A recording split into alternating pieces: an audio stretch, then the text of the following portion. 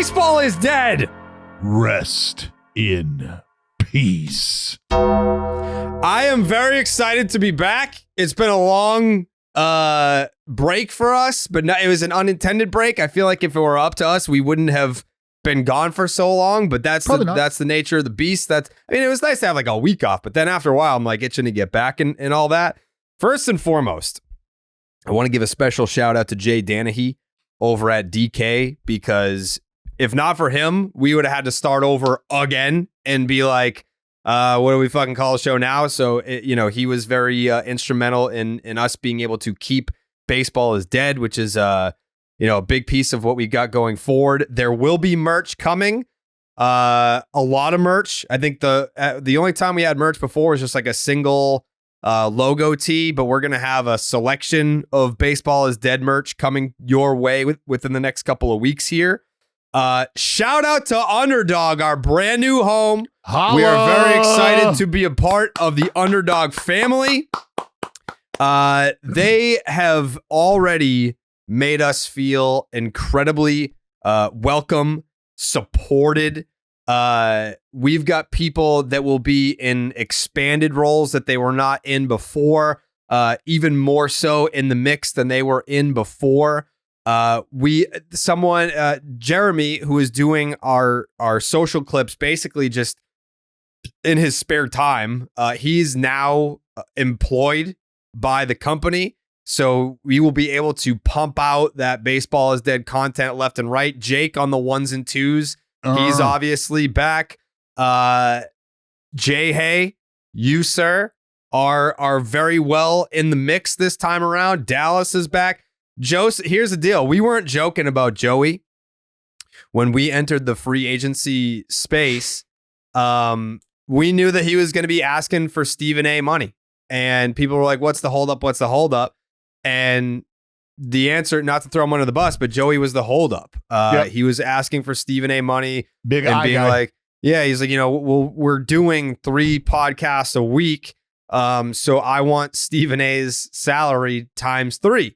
And although that doesn't really make a ton of sense, what we ultimately landed on was that Joseph will just be doing Mondays moving forward on Baseball is Dead, just because there's not enough money in the world to accommodate keep the his lights salary demands. Mm-hmm. Yeah. It is better that way. It's better that way because it's also less work. Yeah. This is better for, I think, everybody. It's better. Yeah. Because we didn't have to pay Joey $25 million a year, that allowed us to hire the extra help for behind the scenes to make the Baseball is Dead engine run the way that we know that it can.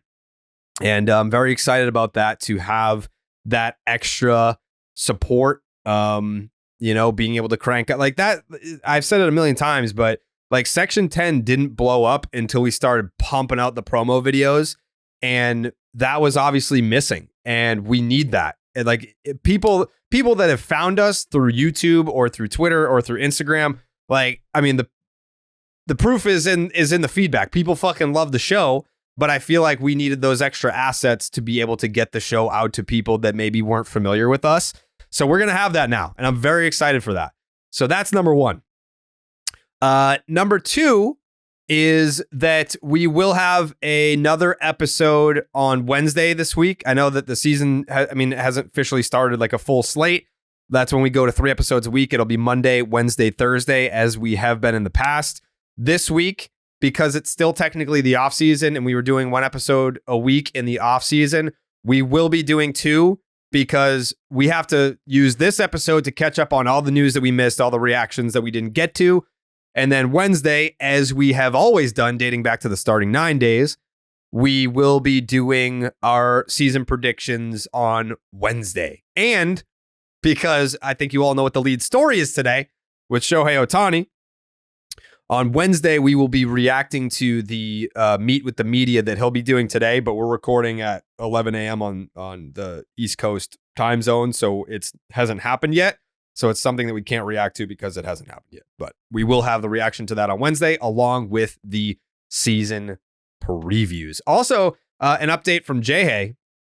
I don't know if you would like to share that because everyone was asking what's going to become of the MVP segments now that the season is back. Is that still going to be a part of the podcast? Well, good news. They will continue, but in my opinion, in a way better format. Yeah, I think some specific details still need to be worked out, but we're going to be bringing it to YouTube in a kind of a narrated video stats breakdown component. So it's going to feature all of the same, high quality research that you've come to love from the MVP hindsight segments, but with way more production value and frankly, just more professionalism. And I think it'll be way more fun to consume than just listening to me talk about it. So I'm extremely excited about that. That's one series that we have, I think, very much in mind, and that'll be just the beginning. But yes, that's the future. Yes. So Joe, we're stealing video essays from you. There's a new video essay contributor in town, and it's rivals. You want to become rivals? I think so. Yeah. I think that's what's happening here. Natural extension of the pod. Yeah. Baines meter. I mean, the Baines meter probably could be a YouTube component. He'd at some sue point your as well. ass for $1 billion, dude, and I'd help him. Oh shit! I'd fund the Baines lawyers to take the rival YouTube channel down. Wow, that's fucked up of you. The real reason why Joseph is going to Just Mondays is because he is starting a second YouTube channel. Did you want to keep that private, or did you want to talk about what the second YouTube channel is going to be? Oh, they're gonna have to wait and see, dude. Okay, wait and see. All right, there's a tease. Just wait and see. Love that for fucking you. International man of mystery, Joe. Mm-hmm. He never tips his hand. Call me okay. Yeah. Whew. So I feel like we should probably just jump right into that. To what? What happened? What's going on? Yeah, what's going on in the world of baseball? Dallas has been going ultra viral over this Shohei Ohtani, Ippei gambling saga. So just to kind of, if you're in the dark on this, which if you're listening to this, you're obviously not, but we can provide a little bit of a timeline here. And then I'm going to kick it to Dallas Braden, who has been kind of at the forefront of the coverage of this story, just firing off tweets that are getting millions of views on the topic. So this dates back to 2013. Ippei and Ohtani meet each other in Japan in 2013. And then 2018, of course, as we know, that's when Ohtani comes to Major League Baseball and brings Ippei with him. 2021, this is when Ippei meets Boyer. It's Boyer. We know that. Boyer.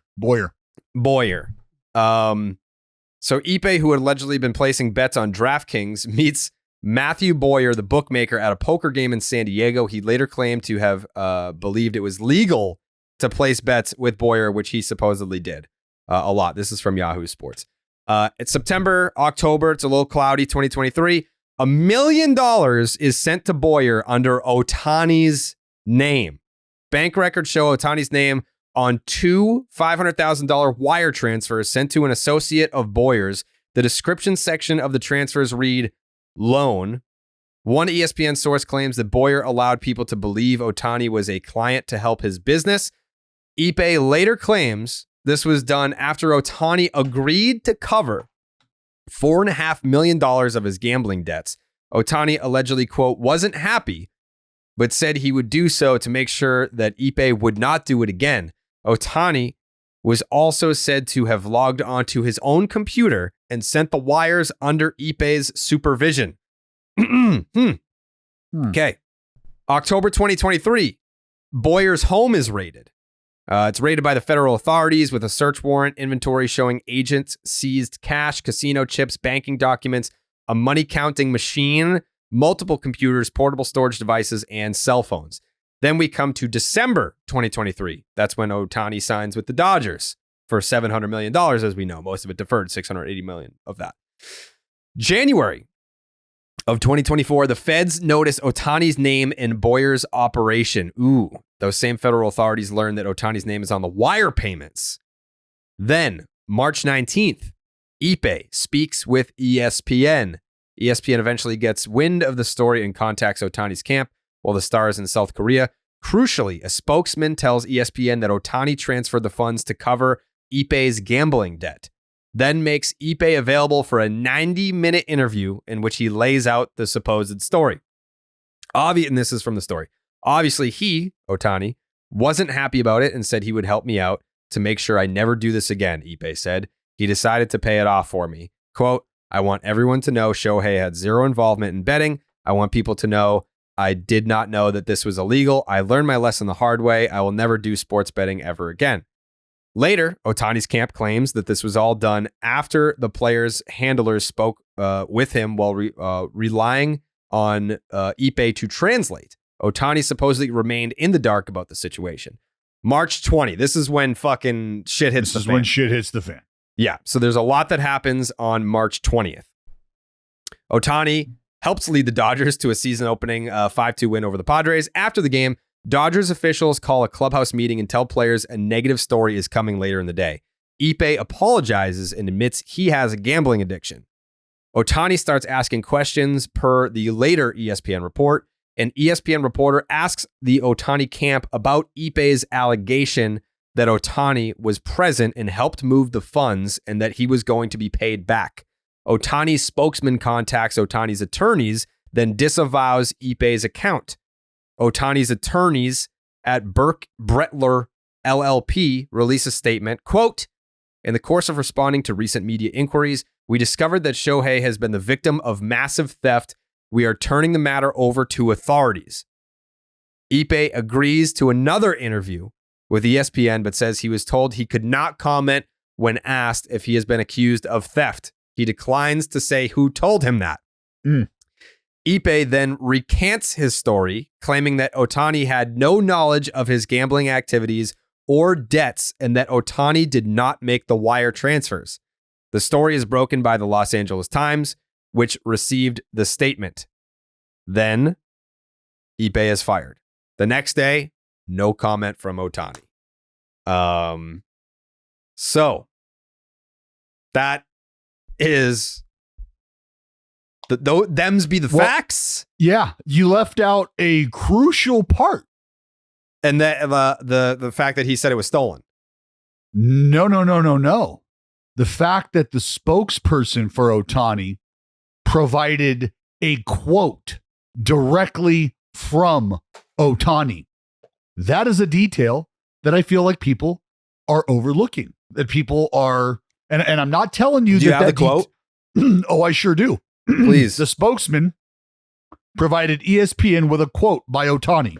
That quote, yeah, I sent several large payments. That's the maximum amount I could send. End quote. That is from an article by Sam Blum. So there's it is so convoluted for all of the obvious reasons. He said, then he didn't say. They said, and then they said they didn't say, right?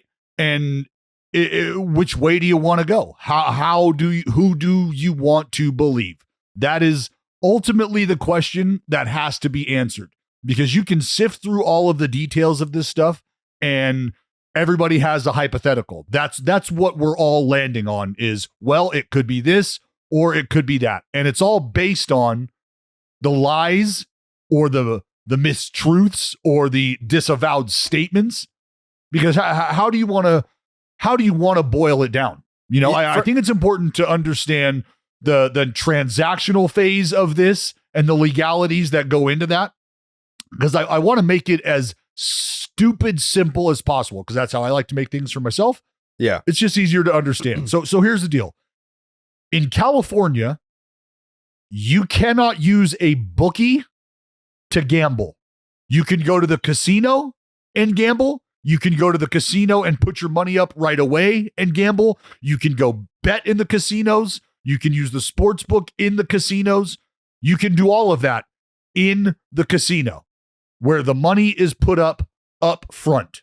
That is how you can legally gamble in California.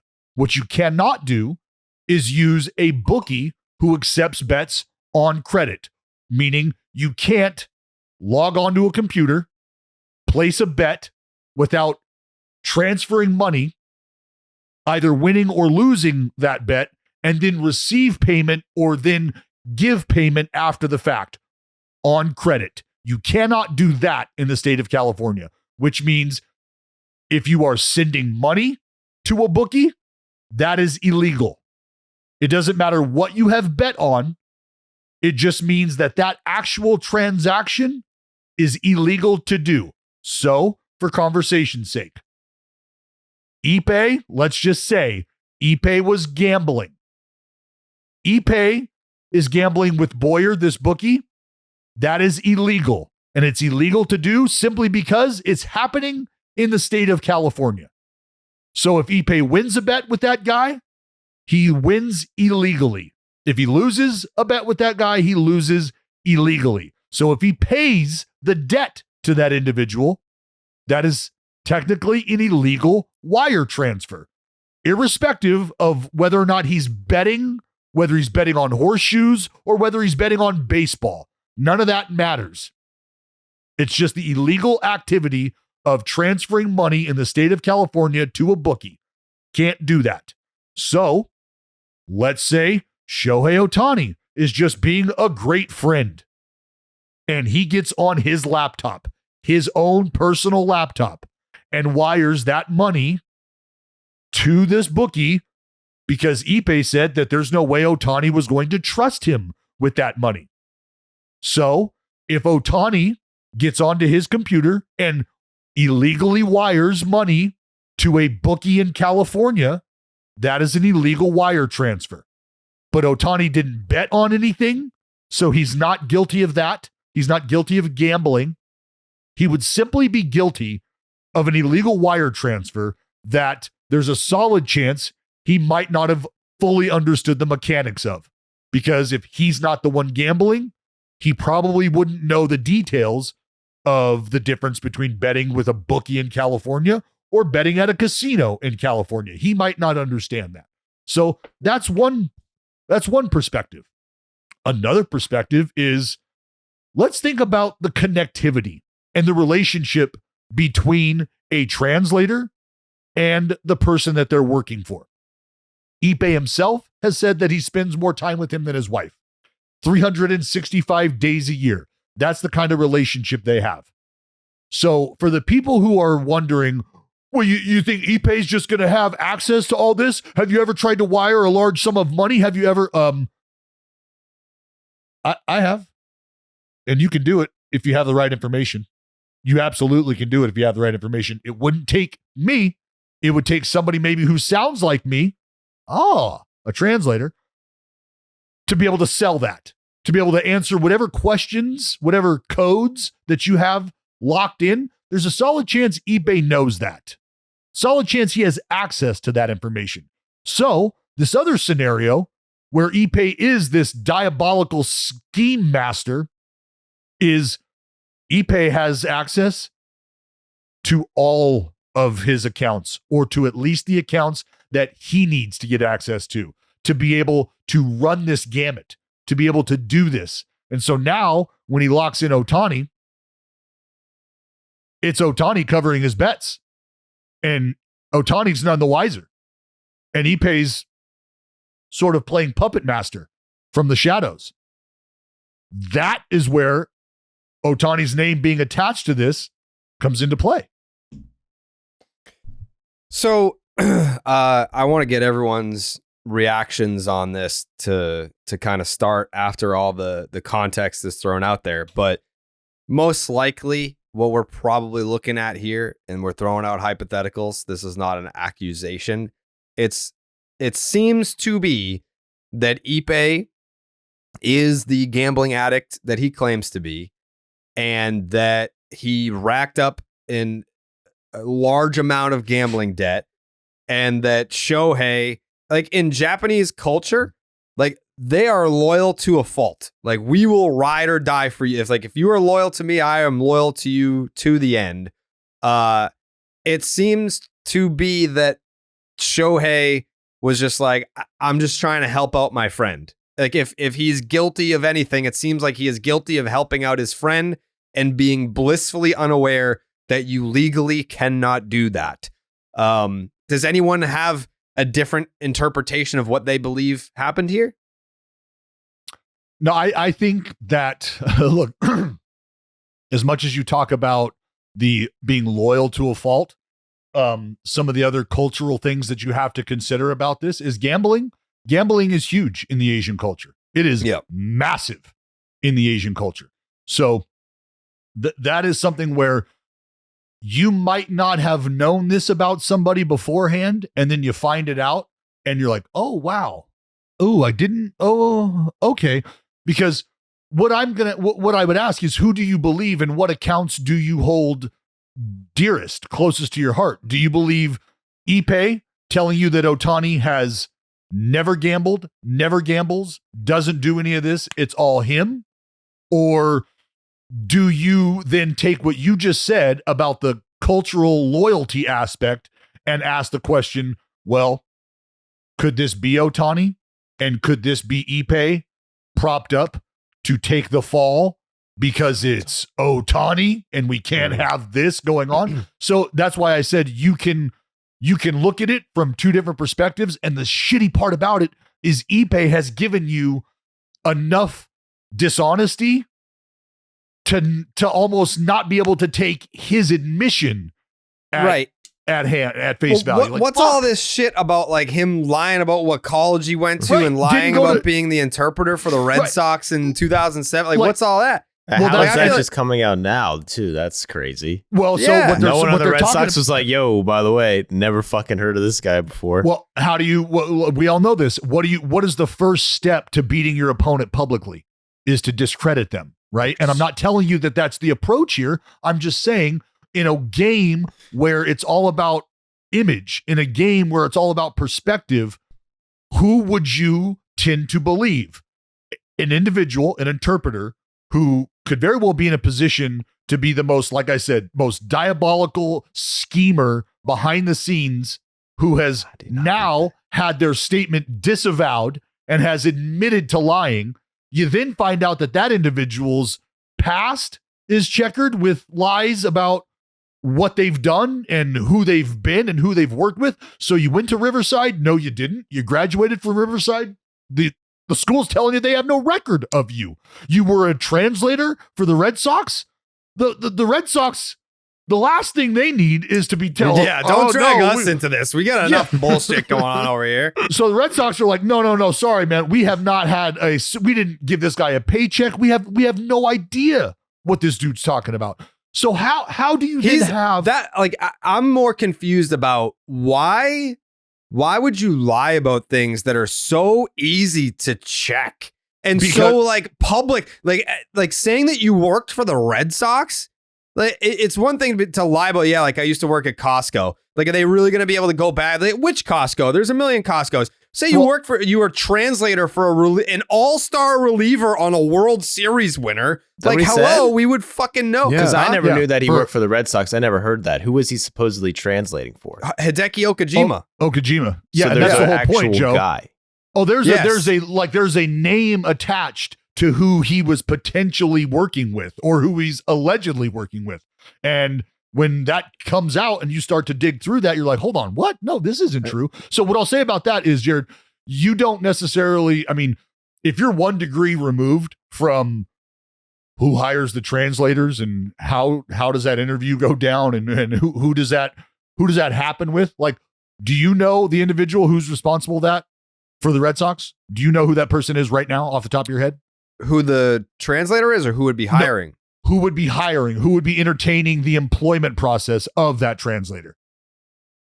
Probably not. Probably the player, there's a chance Well, no, what I'm saying is there's a chance you know this person in the front office, but you don't know that that's their job. You don't know that that would also be their responsibility. Yeah. So what I'm kind of getting at is the world in which those people, the ones who are involved in hiring and firing translators and putting them in positions, I don't know that those people are crossing paths readily every day. And I don't know that there's a ton of, back checking and making sure and fact checking that these people are who they say they are. I'm not telling you that that's cool. I'm just saying it kind of feels like that's the case. I mean, the article itself said that those media guide and those departments like basically rely on self-provided bios. The translator, which shouldn't surprise anybody. Like, who thinks that these media departments are staffed to like essentially be private investigators to verify the backgrounds of every bio that they're putting into the media guides? If you thought that was happening, like, no, okay, now you know it's not. But like, to me, like, I'm all for Ohtani being investigated, or there being an investigation, whether that's MLB kind of doing like this sidelining thing, or the FBI or the IRS or whatever's appropriate. That's fine. But I think it's much more likely that this translator is an individual bad actor than it is that Ohtani, UC Riverside, the Dodgers, the Red Sox, the Yankees, and Hideki Okajima and these government bodies are teaming up and conspiring to like ruin the good name of an otherwise innocent translator. I just don't like, that's much more unlikely in my opinion. Yeah. So And well, that's but the biggest suspicious thing is that the guy had $4.5 fucking million of gambling debt, making so let me let's answer $500K a year. They're saying. Well, he At made most. They said his first year salary was $85,000, right? $85,000. But on top of the $85,000, you got to know that Ohtani is tipping him out. So there's a cash exchange going on there that nobody knows about. Let's just know that, okay? $85,000 from the Angels. Thank you. Here's a cash tip or a salary or a stipend from Ohtani as well. That's real, okay? From there, think about the world of gambling and bookies and how they operate and to which degree you're willing to sink your hooks in to secure a payday. Let's just role play here. Jared, let's say you're Shohei. Joe, let's say that you're Ippei, the translator, and Jehei and I are a couple of bookies. Well, guess what? We know who your best friend is. I know who your road dog is. So I know who you're close to. I know who you're attached to. Now, pardon the phrasing here, pun intended, it might be a bit of a gamble on the part of Jehei and I to extend your leash, Joe. But the reason we're going to do that is because we know who your friend is. Mm-hmm. And we'll do whatever we got to do to make that valuable. So if that's giving you an opportunity to try to cover your $20,000 losses up to this point by giving you an opportunity to throw $50K down or whatever it is, fuck, let's talk about it. Absolutely, man. Absolutely. And let's remember everything that Jehei just said about this translator and the deceit surrounding this individual. He has no problem, it sounds like, telling the bookie that Shohei's on board.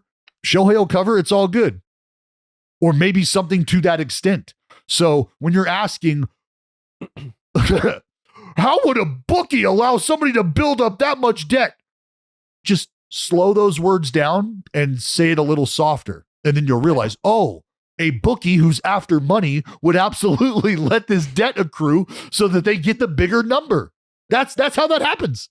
Also, it appears to be like a really acute lie too, as it relates to his employment claims with these people and like attending UC Riverside. They're not saying that he was there and didn't graduate.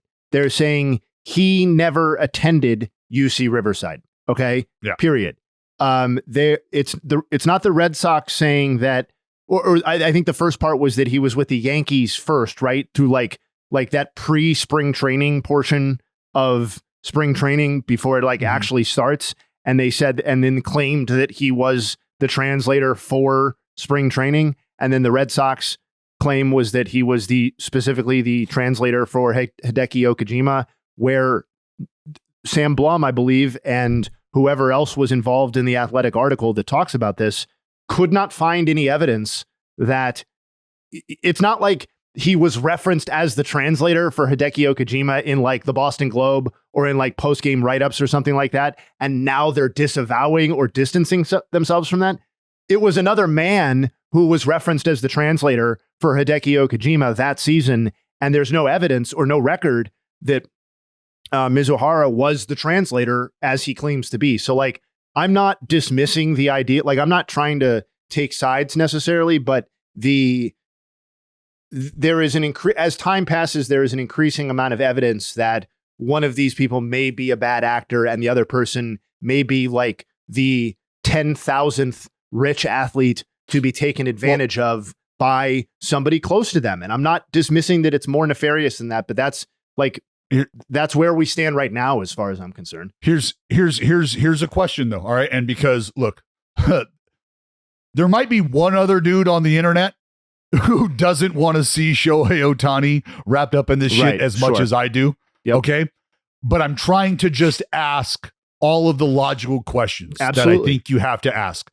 So, and I'll be honest, dude, part of this, the reason that this has stuck with me is because I went through something very similar. Didn't have anything to do with gambling, but I was stolen from by a very, very, very close family friend. Father-son combination. And I found out. And when I found out, buddy, let me tell you, but there's no other feeling like being lied to and deceived to that extent by people that you trust wholeheartedly. And so going through that has put my defense up and put my radar up tenfold. So I'll ask you this, because I know what I did the minute that I had suspicions. And I know how I handled things. We have yet, and maybe it's happened today, I don't know, but we have yet to see a police report or an official report from Ohtani's camp, from Ohtani himself, accusing Ippei Mizuhara of the massive theft. Well, what about the video of them in the dugout in Korea, like laughing together the day that he addresses the clubhouse to say, I have this gambling addiction and yada, yada. Well, and then we hear the two different versions. Like it was first version was that like, now it's a theft. Remember, Jared, the first version, I read you the quote from the spokesperson for Ohtani, who was admitted, I'll read it again. He knowingly making payments versus, nope, he actually stole this shit and I knew nothing about it. Like that changed on the same day. Right. And so the images that we see are the relationship. Read it again. Well, hold on. The relationship that we see unfold in the video that you're referencing is one where both guys are jovial, happy, laughing with each other, right? And the quote from the spokesperson provided to ESPN by Ohtani says, "Yeah, I sent several large payments. That's the maximum amount I could send." That's from Ohtani, according to Ohtani's spokesperson. Okay. So when I ask you, where is the legal trail starting? What do we know? Do we know that Ohtani and his camp have filed a legal dispute? Have they filed anything accusing anybody of this? Or is it just a verbal, this is massive theft, we're going to dig into it, we'll investigate it, and based on our findings, that's when we'll start throwing around accusations. That's when we'll start filing stuff. Is that what they're doing? Because that's what a lot of people have thought about. Well, if they know who did it, then why haven't they pursued that individual? And then that's where the questions to Ippei come in. Ippei, who's telling you can't talk to us right now? Can't say. Can't tell you. What do you mean you can't tell us? Is that coming from a legal entity? Is that coming from an investigative entity? Is that coming from Major League Baseball? Is this coming from Ohtani's representatives? Do you have representatives? Who's telling you that you cannot talk? Joseph. And I would just ask again, who does Ohtani's people think it is if there hasn't been anybody's name blurted out? Who do they think the massive theft is done by? Joseph, you made a TikTok video about this, but I feel like you have like your TikTok formula is more so like, here's the information. What do you guys think? I want to know what Joey thinks on this after sifting through the information, reading the articles, seeing the quotes. How do you dissect this as a Shohei aficionado yourself? I think it's really eye-opening to see Ippei in this light. I think it makes kind of Ippei look kind of cool in some ways because he's, he is kind of cool for that a little bit, even though he did allegedly steal a lot of money from Shohei, which is not cool. Not cool. But I also, like Dallas was saying, when Ippei made that original quote, like Shohei paid off my debts, like he made that he did that interview with Ohtani's team there. Like they heard him say that Ohtani paid it off. Like they're kind of already admitted that Ohtani paid off some of the debt, like $1 million, right? 2 payments of 500,000. Mm-hmm. Yep. So they kind of already admitted, if that's what they're trying to shy away from, they've kind of already admitted that he paid off some of that debt, which makes me think, why would they lie about him paying off the rest of it? Because they're scared of, and understandably so, scared of what the commissioner could do. Yeah, because why'd they admit the first one then? They should have known that back then. Like, I don't want to admit shit. Like, why is 1 million worse than 4.5 million? Because if they don't know the legal ramifications, if they don't know the arena that they're playing in, then they don't know that that's wrong. So not until they find out that you can't send money to a bookie in California, that's when they're like, oh shit, hold on. This went from Ohtani being a good dude and just doing a solid to, even if that is the case, legally he can't do that. Fuck, what can happen? This is gambling. We got to, because here's the one thing. The one thing that makes all of this a big deal. The one thing is if there is forensic evidence of baseball being gambled on. That is the one thing that changes everything. Correct. But did they not make it a point to say that baseball was nothing? They did not gamble on baseball. But who told you that? Ippei told you that. So that's the whole point is, and remember and what they're saying is some of the information and some of the statements made by Ohtani's team, they were still at that time relying upon the translation of Ippei. Yeah. So I have a hard time believing that they didn't know when they allowed Ippei to say that wasn't like could be illegal.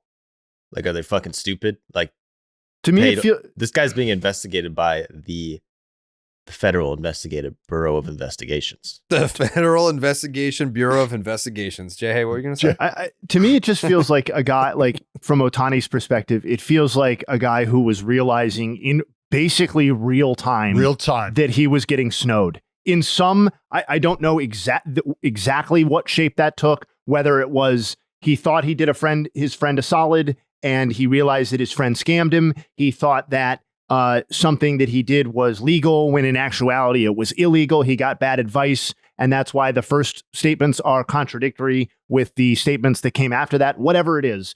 But it doesn't, like, you almost have to believe that he's maybe the dumbest man in the history of the world, and then decided halfway through to stop being the dumbest man or to try to backtrack on being the dumbest man, when in actuality, like, I think it's much more likely that he didn't realize the full extent of the situation, whether that was a translation issue or whether that was just an information gap issue, like it is in a lot of these cases.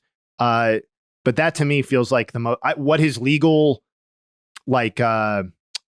responsibilities are. I don't know yet. I mean, all the articles about it bring up the Jared Cozart precedent where the bets, it's basically commissioner's discretion, as you guys sort of alluded to, and he was fined as opposed to any sort of great world-altering thing. But obviously, as you guys said, if it involves baseball, which Cozarts apparently did not, that changes the math. But it just feels like Ohtani got snowed on this a little bit. And remember a lot, really. Yeah. Ohtani could be betting, like I said, Ohtani himself could be betting in California if he goes to a casino and places those bets.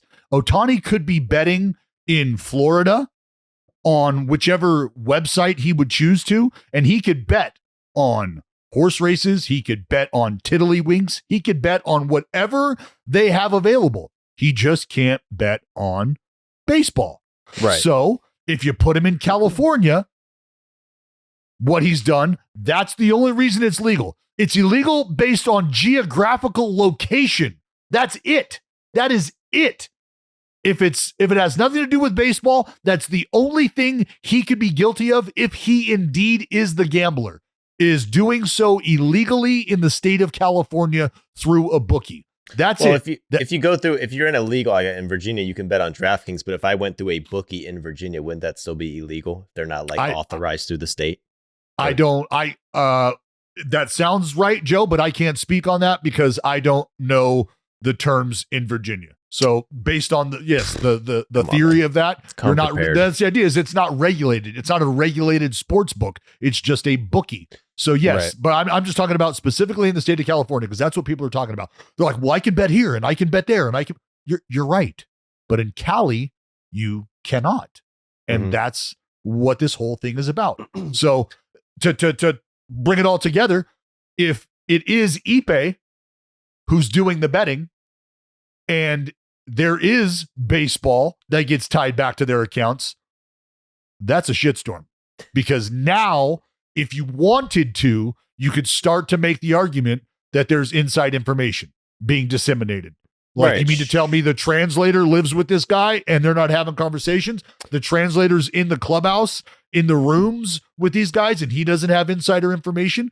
Like, that becomes really hard to deny at that point. So the last thing I want to see in this case is that there be any baseball involved whatsoever. I pray to God it's fucking cheerleading championships that Ippei just can't get away from, and that's what led us here. You know, I don't know. Does that not scare the fuck out of you? Dude, this guy has $4.5 million in gambling debt, lied about everything. Maybe he might put one fucking bet on the fucking Yankees.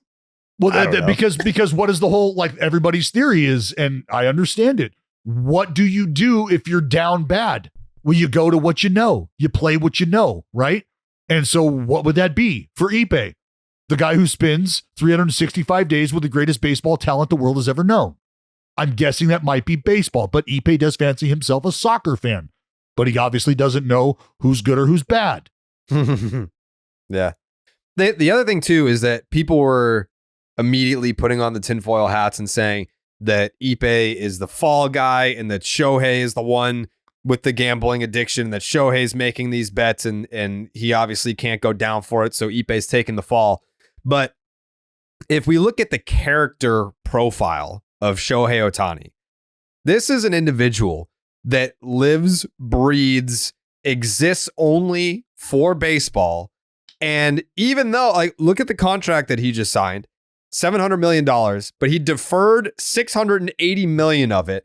And from one of Joe's videos about Shohei, like, wasn't he getting paid like a ton of money, but he like took an allowance from his parents and was still living in the door? Like, this, it just doesn't come off as someone that, like, maybe you're in it for the rush, but like, as far as winning and and the money that you have isn't enough. None of that fits the DNA of who Shohei Ohtani has been.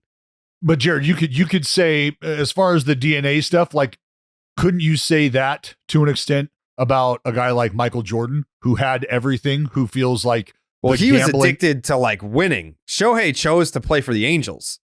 Well, those are two very different things. We all know why Shohei did that, and it worked out beautifully. I told you why he did it. He did it to show the world just how much better he was than the greatest baseball player we touted. That's and not it turned why. into 700. Oh, that's exactly why. And he wanted to live in the same $700 city million. as Ben Verlander. We all know why he went to LA. Yeah, but like Shohei, like Michael Jordan was like, but the Jordan brand, like, with Shohei. What was the story about him in the dorms? New Balance brand.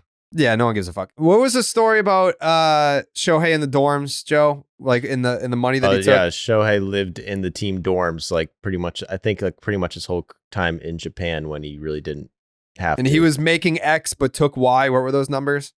I think his mom gave him like $1,000 a month. Like he spent something like $20K over.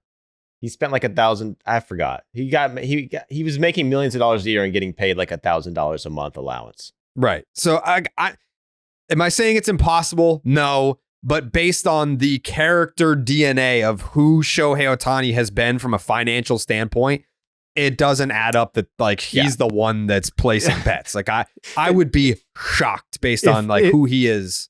If Shohei Ohtani is throwing Major League Baseball games and reaping the financial rewards through Mizuhara or whatever, and he's like this degenerate gambler, I will happily get back on this podcast and apologize. Like that's that would obviously be a devastating scandal, and we would spend weeks talking about that. But like years. Yeah. Well, that's what is kind of like. So here's the thing, though.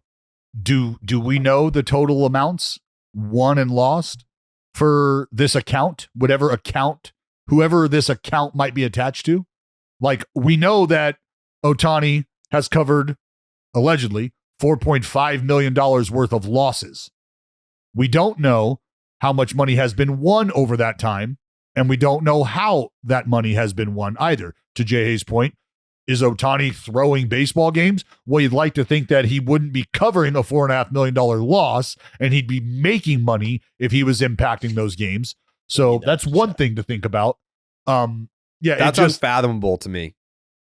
What is? Any of that, like the idea that he would throw baseball games either for himself or for. I think. Well, don't you think it's more unlikely that he's putting it on fucking college football? I mean, I don't know. Like that was the other crazy part. Was it the ESPN story that was like Shohei Ohtani doesn't even follow other sports, and then like people dug up like him sitting courtside at a basketball game. He's wearing a football jersey, like he's like throwing a football. It's like like that. He was at the Rams defense. game. He was at the Rams game because he signed with the Dodgers, and they're like, go do this LA celebrity thing. Yeah, that was a poor defense to use. Like he doesn't even follow other sports. Die-hard Rams fan his whole life. Yeah, even when they were in St. Louis, loved them. Yeah, he was torn up about the Jim Everett, Chris Everett, Jim Rome fiasco. I just I'm not. By the way, I'm not going to call Max for this because he's just going to slander Shohei, and I don't want that. That's for another day. Yeah. So that's for another day. I think ultimately people just really need to I'm with everybody here. If we see zero baseball involved, then for me, what that does is it makes it really easy to go, yep, no baseball involved. Shohei either got robbed or tried to do a solid, but at no point is there any nefarious activity on the behalf of Shohei Ohtani. I mean, now it goes from like, all right, Shohei is helping you cover your gambling debts to like federal prison, like by stealing millions of dollars. If that's the story you want to go with, I feel like I don't know what the punishment. I'm going to act like I know the law on this, but I don't think the punishment would be as bad for illegally gambling and having your buddy pay your debts versus I stole $3.5 million from one of the most famous athletes in the history of the planet to cover illegal gambling debts. Jared, that's why, again, man, that's why asking questions on both sides, I feel like people kind of don't want to ask some of those questions because they don't want to think about what the answer could potentially be. I got a question. Go ahead. For the squad, but mostly Dallas. Like the bookie who's getting fucked, Mr. Boyer, Boyer. They already said that he had no contact with Shohei at all. Mm-hmm. Like, would there be any reason for him to lie about that? Unless MLB has a gun to his head. Like, don't fucking say it. No, but no. And now here's the thing is that could be 100% true. He never spoke to Ohtani, never anything. But legally, forensically, what exists? Wire a connection. transfers. Yeah. A connection between them. So whether he wants to come out and say verbally they had no interaction and physically they never met, those two things can absolutely be true. But to the forensics department who's tracking all of this down, they're looking at the numbers and the data and saying, well, we see communication between you and Ohtani. So you might not have spoken to him. You might not have hung out and had lunch, but you got connectivity here. And then that's where I say, that could very well be Ippei having access to all of the information necessary to set up accounts and to start filtering money through these accounts. That's a very real possibility. That's a very real possibility. And so Ippei is now putting Ohtani's name on it instead of his own because he doesn't want to get in trouble, because he knows how this goes, because he grew up in Diamond Bar, California, and he has been an avid gambler for how long? So he knows that he can't be sending money to an illegal bookie in California, and he definitely doesn't want to do it under his name. But now that it comes about, well, he's got no choice. He's got to make a decision. Do I throw the fucking man under the bus, or do I try to get away with it? Well, I'm going to try to get away with it. I mean, now that the league has launched an investigation, that they're not gonna find anything. They're gonna intentionally not find anything. And if that's the precedent, is that it's just a fine, they may fine Shohei for association, but they're not gonna suspend this guy. They're not gonna put that scarlet letter on their golden goose. Like, this is. It's not going to result in anything catastrophic.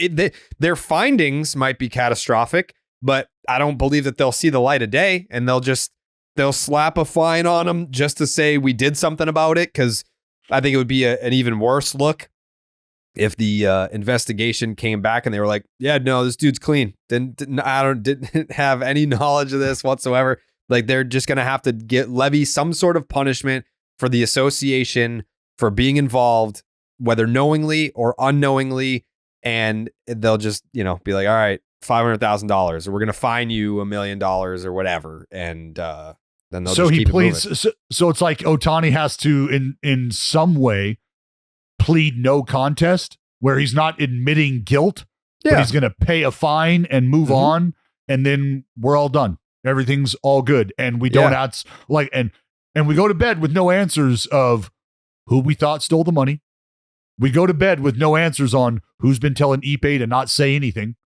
We go to bed with no answers on how did Ohtani come out and admit that he was making these payments and then end up in a place where he's been completely robbed.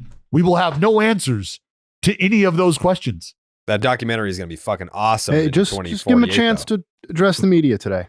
Maybe we will have answers. Yeah, that's true. He better cry. What could I it's just I don't know. Everyone's caught up in all the what does this mean for the sport? Could Shohei get attention? But it's like the sad part is to see these two boys. These guys were best friends, and now they can't be friends anymore. Yeah, his wife unfollowed him on Instagram. Well, I mean that could be the issue. This guy gets fucking married, his whole life crumbles down. And what I've been saying that's why you don't have families and shit. Because as soon as this guy gets married, and that's another topic for discussion, whether that's real or not. Who, Ippei or Ohtani? Who are you talking about, Joe? Ohtani's fake wife. That's not real. Yeah, I knew you were talking about. Well, see, that timing. Timing was very suspicious. Jared. Like, dude didn't have a girlfriend. Dude didn't have engagement pictures or an announcement. Dude didn't have a wedding announcement. It was just like, ta-da! Here's my wife. We're married. So by the way, I know that this story's coming out really soon. It's going to be very fishy. So yeah, that part of it, that's a good point, Joe. I had that thought the other day, and I was like, no, that is odd that she just randomly appeared as his already wedded wife. You can't predict, but think about love. Already wedded wife. Point. And this is a dude whose free agency. I want to see the marriage records, Dallas. When did they get married? I don't know. Provide me a marriage record. I think it's right next to Helen Ruth's death certificate. So her fucking ashes, and she wasn't cremated. What you have to consider is how secretive and how close to the vest was his free agency played. Right? Nobody knew anything. He did a great job of keeping all of that information and his camp did a great job of keeping all that information in-house. Dallas. The world didn't know about a fucking wife. Like his friends probably knew, but to the point where this is public and they're not, no tie whatsoever. So when it comes to being able to keep things close knit and keep them tight, he's had success in doing that. He's pretty good at it. And they've been tracking his ass down. And from what my research from Japan, the paparazzi in Japan surrounding celebrities, it's like America times 10. They're crazy. Yes. Which is why I promise you, I am going to venture to guess there will be easily over 200 media members waiting for Ohtani today when he's going to speak. Oh man. We just can't have our sport not involved in an active scandal. We just can't do it. It's been going on for years. Ippei, man. Of all people. Baseball games with a side of scandal. That's the last 10 years of Major League Baseball. Some of it's good for the sport, though. Like, I will say that. Like, the Astros one. cheating scandal was great for the sport. I know people were like, it was the worst thing that could ever happen in the sport. Like, that put asses in seats for years. People were like, oh, the Astros are in town. I'm going to go boo them. I don't even really, they didn't really even personally victimize me. It got Dusty Baker a World Series, baby. That's true. Yeah. Yeah, you guys want to talk baseball loves a good conspiracies. scandal. Yeah. Oh. Hey. Goddamn. Manfred do we need behind to, the Astros? What? Was Manfred behind the Astros? Oh, yeah. Well, Did it go to the very top? Manfred is about to have his legacy defined by this investigation, I think. Well, He can make a statement. Ban Shohei Ohtani from baseball. You've got be a hero for life. Imagine. Think about it. Think about it. The lockout, the rule changes, The cheating scandal. the cheating scandal, and now this. Yeah.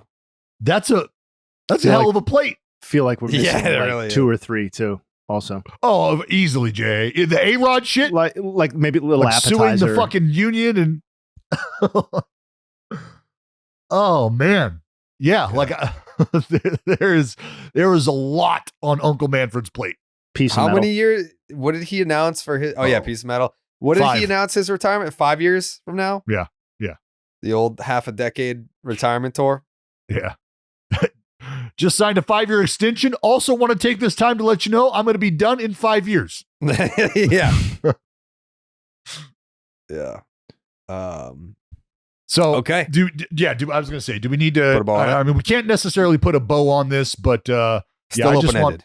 still very open ended. Today we'll reveal a lot more, and I think even if there's a bunch of non-answers, those are probably going to answer for a lot of people some of the questions that you might have. And then when you hear him either clarify them or continue to allow them to be vague, you will arrive at your own personal answer. Any predictions for the press conference today? You think he's going to say these were my bets? He's going to get he's going to get Ippei out of prison? I mean, do you think he's going to actually answer questions, or is it going to be like a just statement? It's got to be a statement. It's going to be a statement that I'm sorry that this has been a distraction. I don't want this. This is the last thing I wanted for my teammates. We're focused on winning a World Series. So at this time, I'll have to let the investigation play out. I don't have anything else to say on this matter. What else could you have him say if you're his attorneys and you're already living in a world where you've had to tell the world that he admitted to doing this, and then you've had to go right back out and walk that back? Man. Like, what do you so you better have your fucking play correct. Everybody's pitch comm better be working. It sucks, dude. I can't believe Ippei. I can't believe they got Ippei. And dude, and that's the other thing about this is in my interactions with Ippei since 2018, like the dude has been nothing but cool. Right? Nothing but Coolest cool. guy. Like, I told the story on the podcast about how I gave him and Ohtani shirts of the BART map from San Francisco to Oakland when they, missed the BART train and Ohtani couldn't start. Like I gave him those shirts in the clubhouse and we joked and laughed and, had a good time. I used to talk to the dude all the time when Ohtani was in the gym working out because our elevator to go up to the booth is right there. And I'd just be hanging out talking to guys, and fucking Ippei is one of the dudes that I'm hanging out talking with. Yeah, I bet he was fucking peppering you for information. That's true. You had no fucking idea. Dude was milking your ass for years. I kind of hope Dallas gets named in the investigation at this point. No, that'd be great for the pod. Yeah, for real. It's like we have it on good authority that Ippei obtained insider information from Oakland A's broadcaster Dallas Braden. $3.5 million of the $4.5 million owed were placed on Oakland A's games, which we found very suspicious. He kept betting on the A's. Dallas is like, Day-Day's gonna go off tonight. Yeah. Kept going Hammer over, JJ over. Day-Day, baby. You beat me to the joke. God damn it. Yeah. Take the over on strikeouts. Paulie punch-outs is on the mound tonight, baby. It's all right. That's gonna be tough.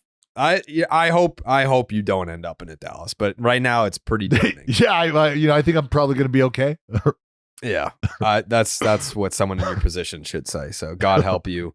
We'll find out more information. God help Ippei.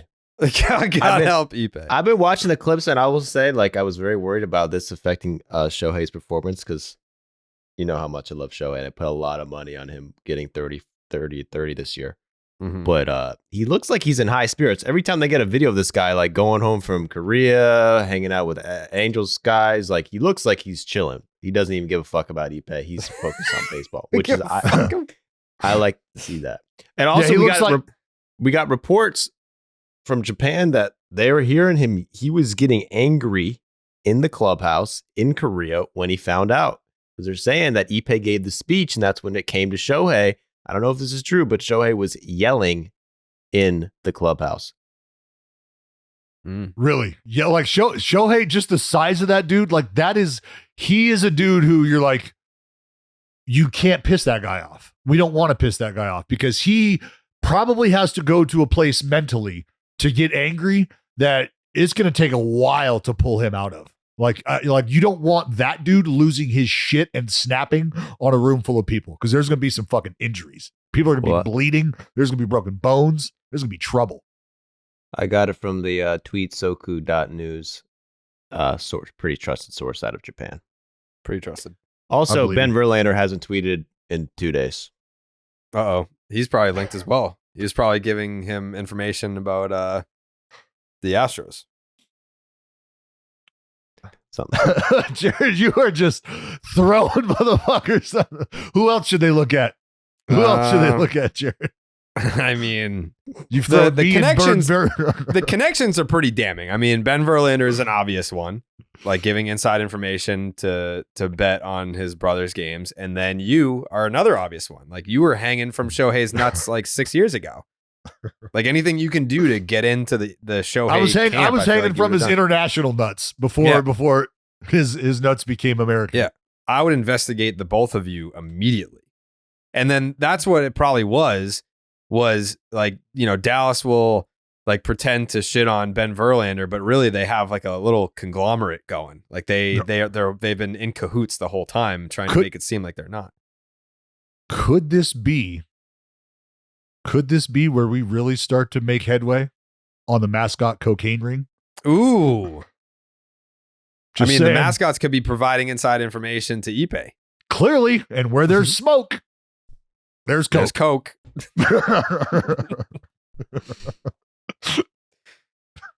Where there's smoke, there's coke. Well, all right, we'll find out more about that. We'll have a reaction on Wednesday to the statement that we're assuming is going to happen. Probably not a question answer type deal, but Blue Moon is back. Shout out to Blue Moon. Thanks for coming with us. We love you. We appreciate all of your support, Blue Moon. And even if you love beer, there are some moments that you want to enjoy it without the alcohol. Celebrate those times with Blue Moon's new non-alcoholic Belgian white, Belgian style wheat brew. It's for when you want to drink your favorite beer without the alcohol.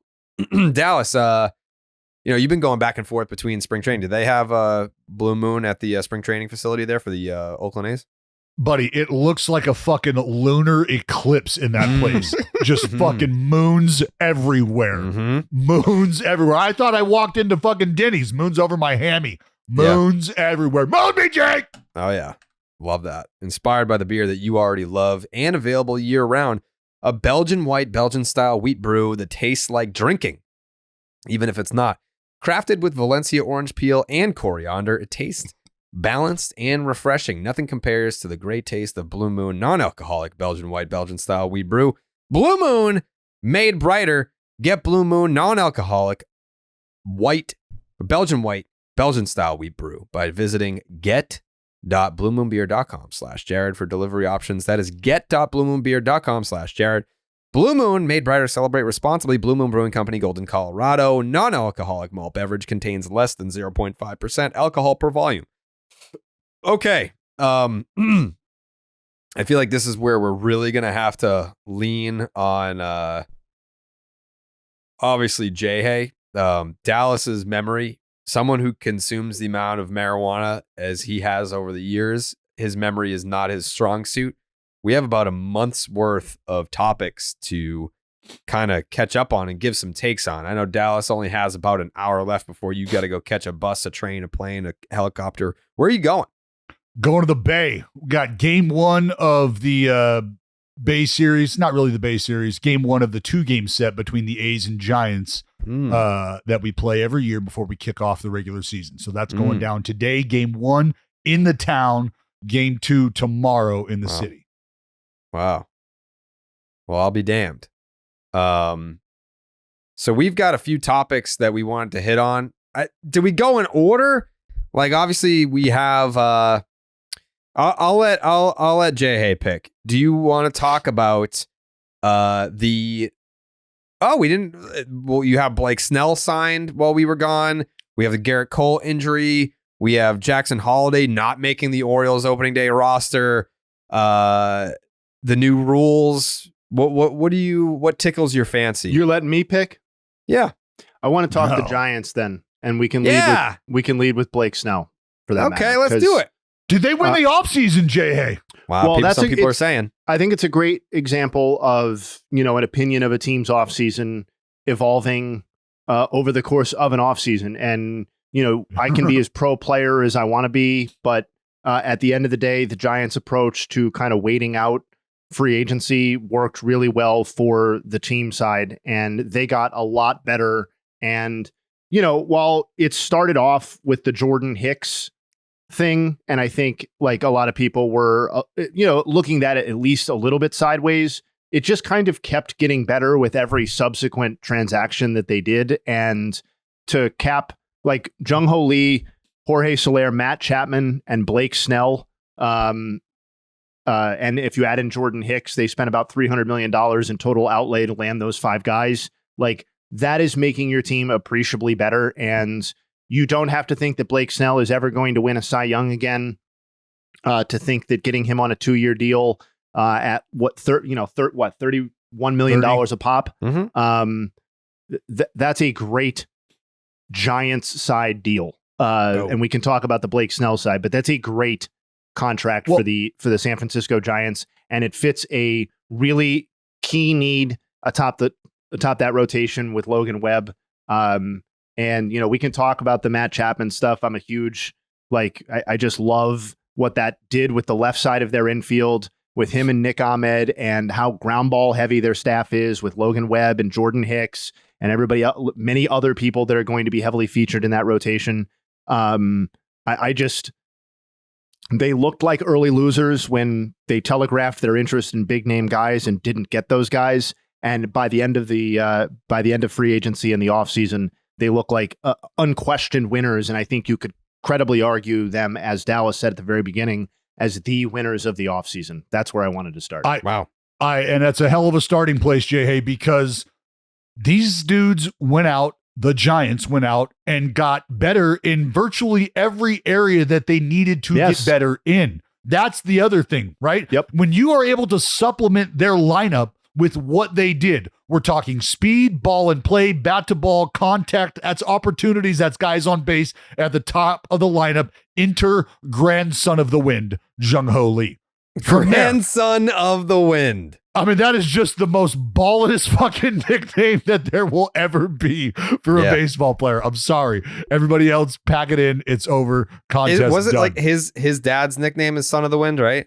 Was Son of the Wind, yes. Yeah, and so he's grandson of the wind. Daddy's fast. I'm fucking fast too. Don't blink, bro. Because it's quick. Shit's quick.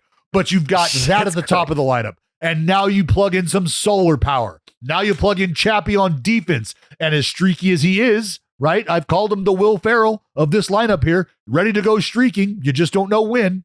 But you hope you got your green hat. Because when it's hot, it's fucking hot with Chappie. All right? Nick Ahmed, gobble it up defensively. Whatever you're going to get offensively from him, that's great. But I have long said that if you are a lover of baseball and a lover of mechanics, you need to buy a ticket and show up early to the game to watch Nick Ahmed go about his business defensively. Plug in a 2-time Cy Young Award winner in Blake Snell to go with a guy who's finishing at the top of that Cy Young race in the web slinger, Logan Webb. I just love the way you characterized it in that they literally addressed every possible weakness that they had this offseason. They were a deficient defensive team in key spots. They addressed that. They didn't hit the ball hard / with any power last season in key spots. They addressed that, and they needed impact starting pitching at the top of the rotation, and they addressed that. Like, I don't know that any of this is enough to overtake the Dodgers, but I feel like much more confident about the Giants as a postseason team right now, even if Snell is a little bit late getting into the flow of things to start the season. Yeah. Like this to me is a massively improved team. And like, I just, with Bailey and Ahmed and Chapman and what we think Jung-Ho Lee is going to be defensively, like in those key up the middle spots, I'm just extreme Tyro Estrada, who might have been their best defensive player over a full season last year. I'm very enthusiastic about where this ended up. Well, and everything about... Oh, go ahead, Jared. Sorry. To Jay Hayes' point, are they good enough to be better than the Dodgers? No. But it's a very, very, very interesting division outside of the division winner, because now you have a situation where the D-backs, the Giants, and the Padres pretty much all have equal playoff odds. Well, and it's right on the fence of, like, you're not going to call it a guarantee, but going into play on opening day, the Diamondbacks, 44.4% chance to make the playoffs. The Giants, 43.9%. The Padres, 42.6%. The Rockies, unfortunately, 0.1%. But you have the Dodgers, who are more than likely going to win that division. And then you have three teams with, almost identical playoff odds. And then you look around the rest of the league, and you're like, all right, we've got three spots in the same division. Like, the Phillies 56.1 as a second place team. Look, 41%. It's going to be a dogfight. Go ahead, Jay. What do you got? I just, the percentages speak to something else too, which is that you have 4 out of 5 teams in that division really attempting to win baseball games in 2024 at a very high level. Like, Dodgers are foregone conclusion. We didn't know which way the Padres offseason was going to go, and I know we're going to get to their transaction later, but they made a move that can only be interpreted as we're still interested in winning baseball games in 2024 in the Dylan Cease trade. The Arizona Diamondbacks offseason hasn't changed since the last time we talked, other than that their main free agent signing in Eduardo Rodriguez is going to be sidelined for a little while, but they're still investing in the runner-up. They're trying to win games. And now you have the Giants, who a lot of people, myself included, were questioning about, like, how are they improving this roster? How is this? Where have they gone from that, like, 100+ win juggernaut that overtook and won the division a couple of years ago? Like, now we have answers, and it looks a lot better now. Well, now I want you to think about this too, because I think this is a great segue into the Boris clientele / Jordan Montgomery individual who's hanging out there for a lot of the reasons that you guys have just highlighted. So when you think about how close that division is outside of the Dodgers, would it stand to reason that Jordan Montgomery could very well be a viable option for some of those other teams who are looking to compete? Maybe not in the division, Because I'm not telling you Jordan Montgomery is going to be a guy to put you over the hump and go and catch and surpass the Dodgers. That's not what I'm saying.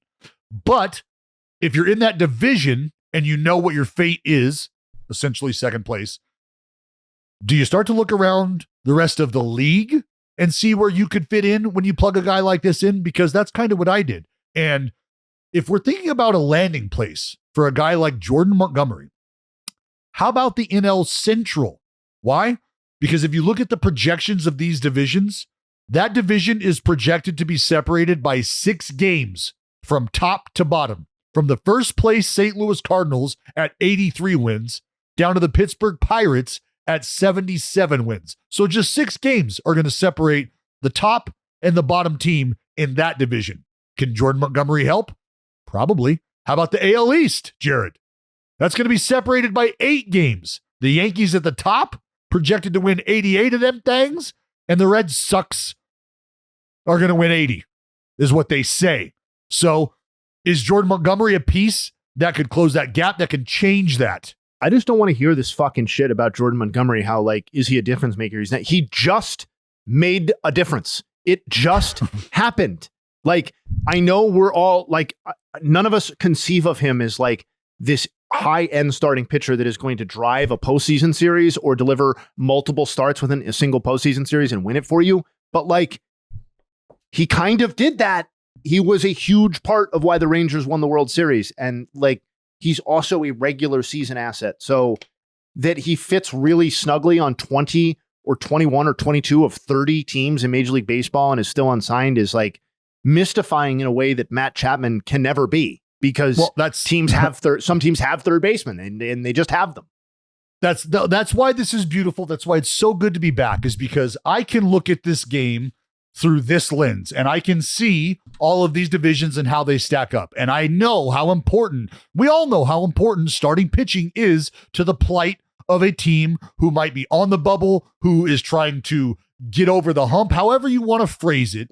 And you can identify that there are significantly more teams who could use the services of Jordan Montgomery than there are teams who could probably just go, he's not going to help us either way.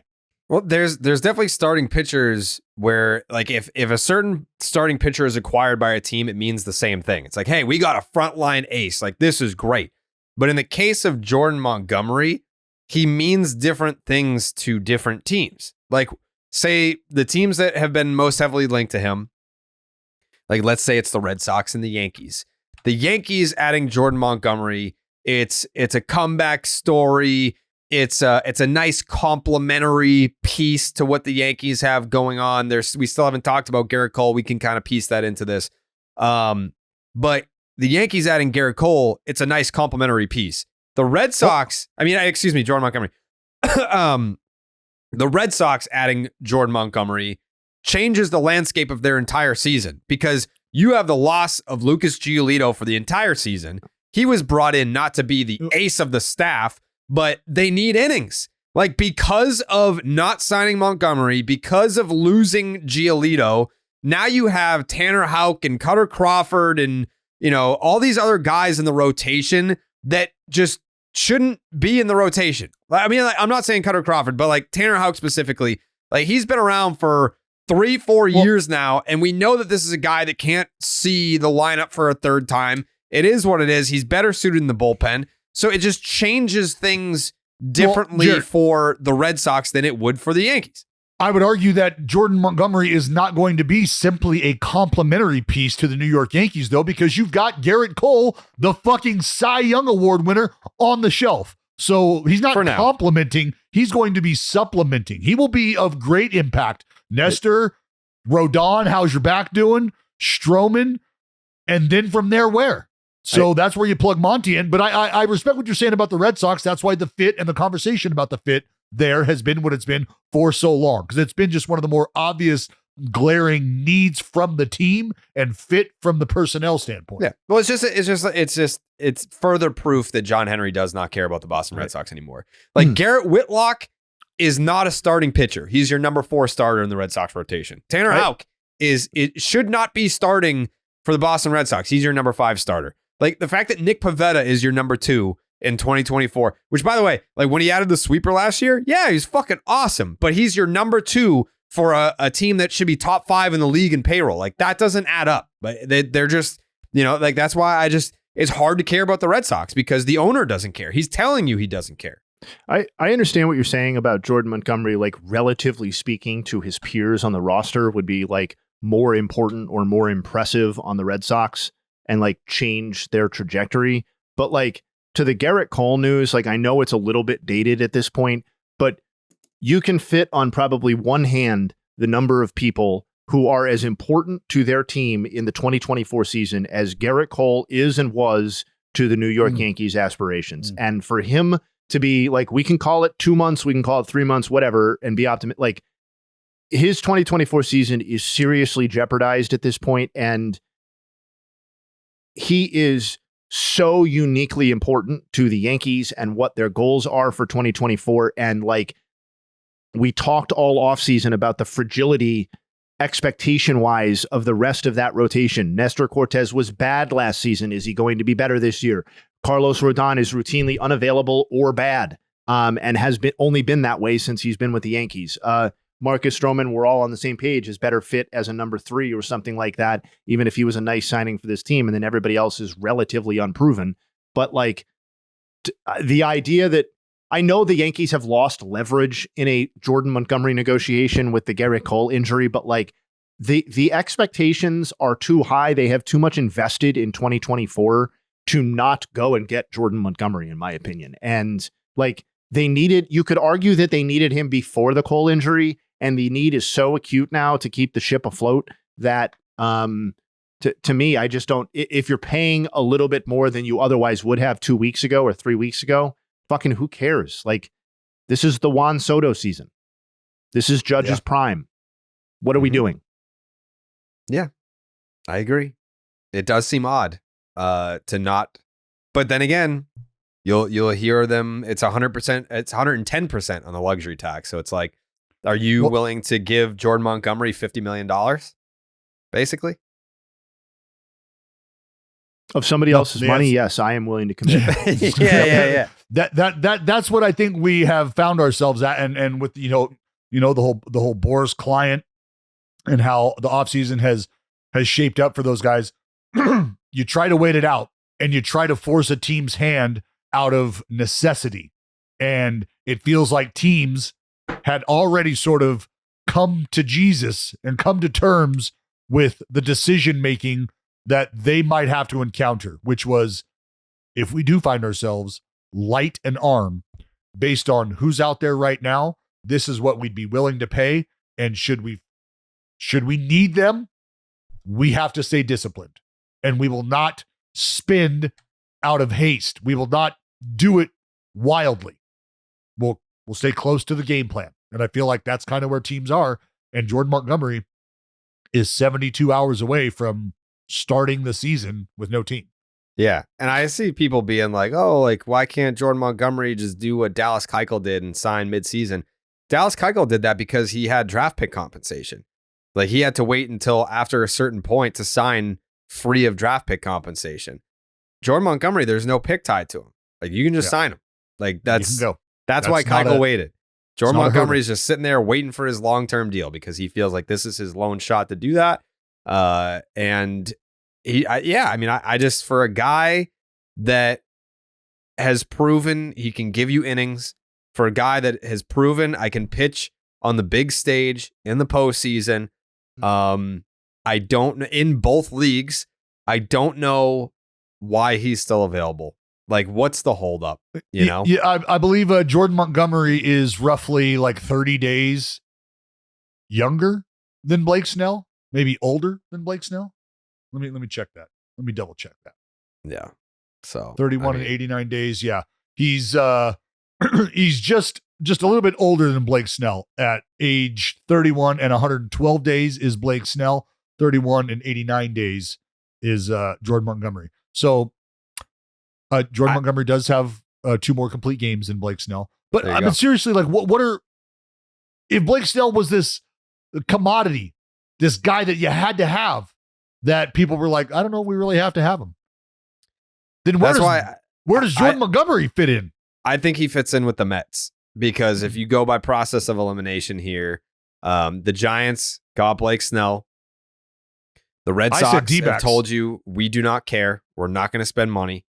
The Yankees at this point, I don't feel like they're going to spend. If they didn't end up signing Blake Snell, I don't think that they're going to sign Jordan Montgomery because of the luxury tax implications. And I look at the Mets signing JD Martinez, being like, all right, we kind of said we were going to rebuild a little bit, but what if it's not like they don't have a talented enough roster to win baseball games. Like they can definitely contend this year. Are they going to win the division? No. Are they some sort of powerhouse that we expected them to be once Steve Cohen took over? No. But I do think that with a couple moves here and there, like adding a JD, who, by the way, made some interesting comments. Did you see that about why he chose not to sign with the Giants? I would love to get to that. Yep. Yeah. He, just paraphrasing, and this surprises me none because he's such like a hitting science geek. And I mean that as a term of endearment, but he just looked at the ballpark and how his swing plays and his spray chart. And he was like, nope, not a good fit for me because if I don't hit, 40 doubles and 25 homers, then everyone's going to say I'm washed up and then I'm not going to have a job next year when really it's just the ballpark and I'm not going to sit here and make excuses as a free agent. So I'm going to go somewhere where my swing plays. And because he is a more of a right center type of hitter. And that ballpark plays office, with the Mets. That front office is an absolute shredder in terms of the San Francisco Giants and your playing time. Like there's not a ton of feel that goes into that. There's a lot of algorithm that goes into that. So JD's going to get platooned early, and the doubles, the homers, those are both now outs in San Francisco. So it's a wonderful, wonderful insight from a veteran player who's in a position to be able to say things like that. But that's the truth, because that is what this game does, is if you find yourself in a poor position and you don't perform, you get labeled and you get stamped and you get thrown right off the heap. And he's like, no, ain't going to happen. It's not about the homelessness. It's not about the traffic. It's not about any of that. My fucking doubles are outs. That's why I will not be going to San Francisco. You know what's additionally interesting about this too is how nuanced this conversation has gotten relative to where it was like 5 or 10 years ago too, because Mike Petriello, shout out to him, who works for MLB, saw the JD Martinez quotes and said, fascinating quote, because City actually rates as a more difficult park for right-handed batters than San Francisco. So it wasn't like a gotcha thing. It was more like, this is the initial observation. And then if you go into exchanges both by him and by people in his mentions, there was another level where the expected home, because of specifically where JD Martinez had put his batted balls, not just as a right-handed hitter, but as JD Martinez 2023, his number of expected home runs in City was 39, and in San Francisco it would have been 24. So like, yes, it's more difficult for right-handed hitters, but for JD Martinez and the way that he drives the ball and being kind of like center right oriented, like, let it get deep. Hey, actually, City might be a better fit for him. So it's just kind of cool how that discourse has evolved, and the fact that JD Martinez is kind of voicing that discourse at all is additionally cool. Well, because what that does point to is the evolution of the player, the evolution of the understanding of one's self. And I've always said, and I always preach to these younger guys when I'm in camp, you got to know who you are.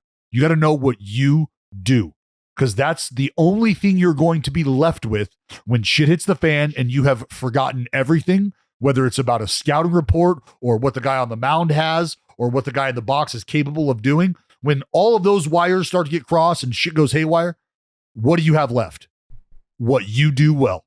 So you better fucking know who you are. That's going to be your best chance at survival. And it is playing out from an aging veteran identifying what he does well, why he has to do that, and where he will not be able to capitalize on that. So for future reference, players, take note of this shit. If you are a ground ball guy, take your ass to San Francisco. If you're a fly ball guy, take your ass to San Francisco. You can be able to make money either way, but know that about yourself.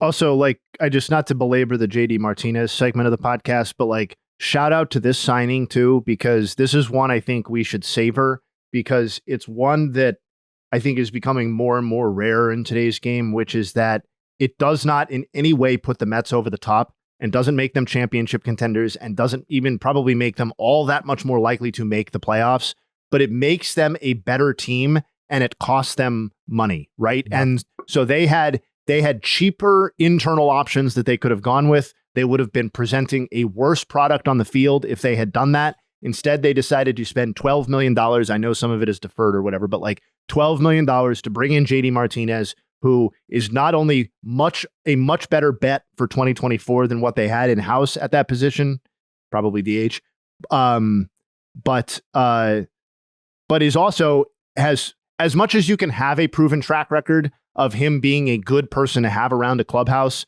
for hitting conversations with other players, as sticky as that sort of thing can be, it seems like he's one of those type of guys as well. So to me, it's like, I'm glad the Mets did this because JD should be playing and he makes the Mets a better team. I mean, that is something that can't be understated, the impact that he has on younger hitters like that. We saw it here in Boston for many years where he was working quite closely with Rafael Devers and like hitting approach and things like that. So the Mets will benefit from that. Not so much sure that the Dodgers needed it last year, but the Mets will certainly benefit from his presence. Dallas, was there another topic from the list that you wanted to hit on? No, we got the Jackson Holiday. The one thing I did want to talk about. We didn't get Jackson Holiday. No, I said we've got Jackson Holiday on the list. Since we were talking about the Giants. This has nothing to do with the player as much as it's really about the process. But JD Davis, for those who remember, JD Davis and the arbitration case with the San Francisco Giants, I believe, I don't know the exact figures. I'm sure you guys can find them real quick. Settled initially at, or won the case at, $6 million, roughly around $6 million. And the caveat, the detail here is they went to arbitration and the case was won. The detail there is the compensation, that aspect of the contract was not negotiated to be guaranteed. So that is why JD Davis ended up not making as much money as he was initially slated to make. And that is what allowed San Francisco the flexibility to make the move they did. And that's why JD Davis is now an Oakland Athletic. Yeah, it was $6.9 million, and the Giants are only on the hook for 1.15. Yeah. Just because it went to arbitration? Because it went to arbitration, and my understanding is when you go to arbitration and you win your case, the details of that, those still have to be negotiated. And if that isn't negotiated into the contract, the idea of guaranteed money, well, then that's not how it works. Right. So tough pill for JD, but I saw him like the day after in camp, smile on his face, was down to the minor league side, stealing ABs from guys just trying to get ready, get his shit together. So he probably does explain. He probably wanted to play in Oakland anyway. He what? I'm saying that's probably his plan. He probably wanted to play in Oakland anyway, other than like opposed to the Giants. Well, him and Hoy Park, maybe. Absolutely.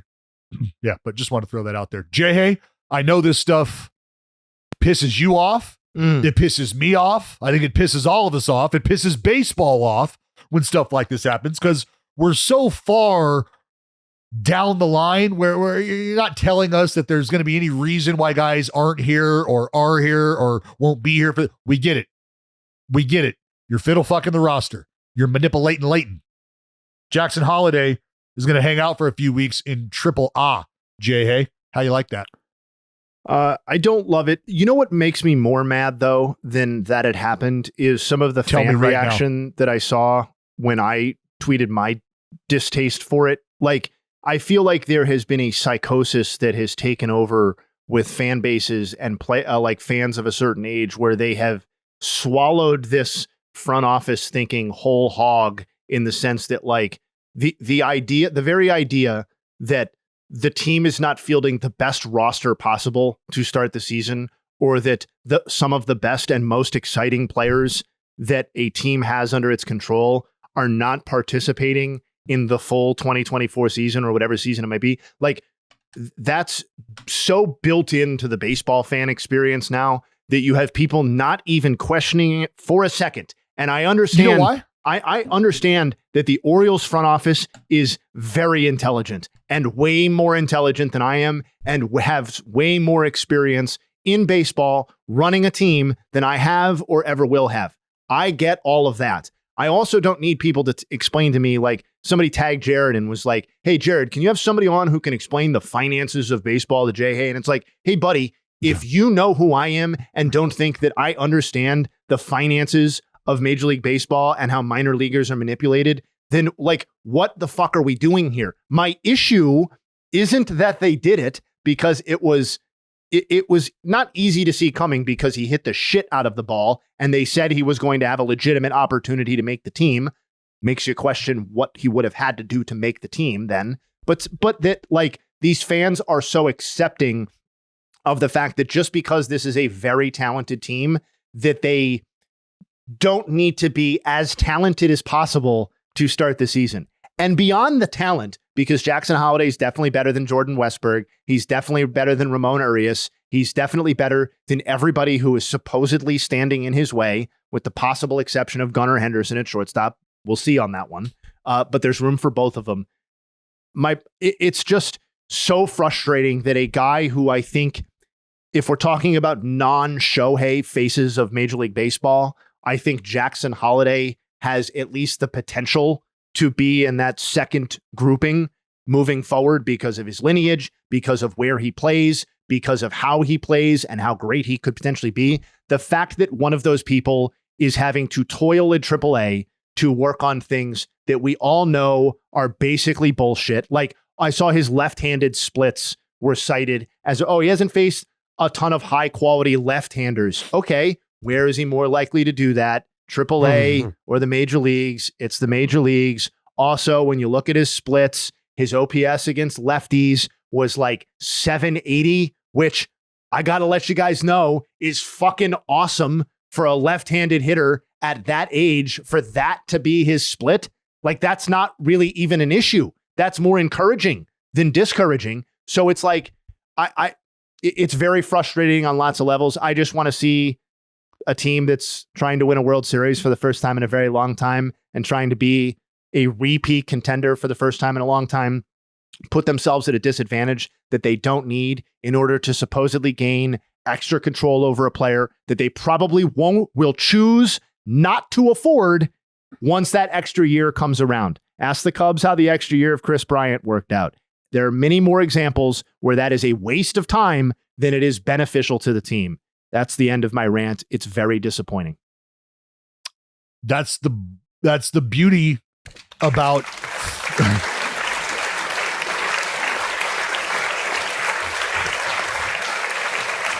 I blame. Thank you, Jay. Thank you. I blame fantasy baseball, fantasy sports to an extent.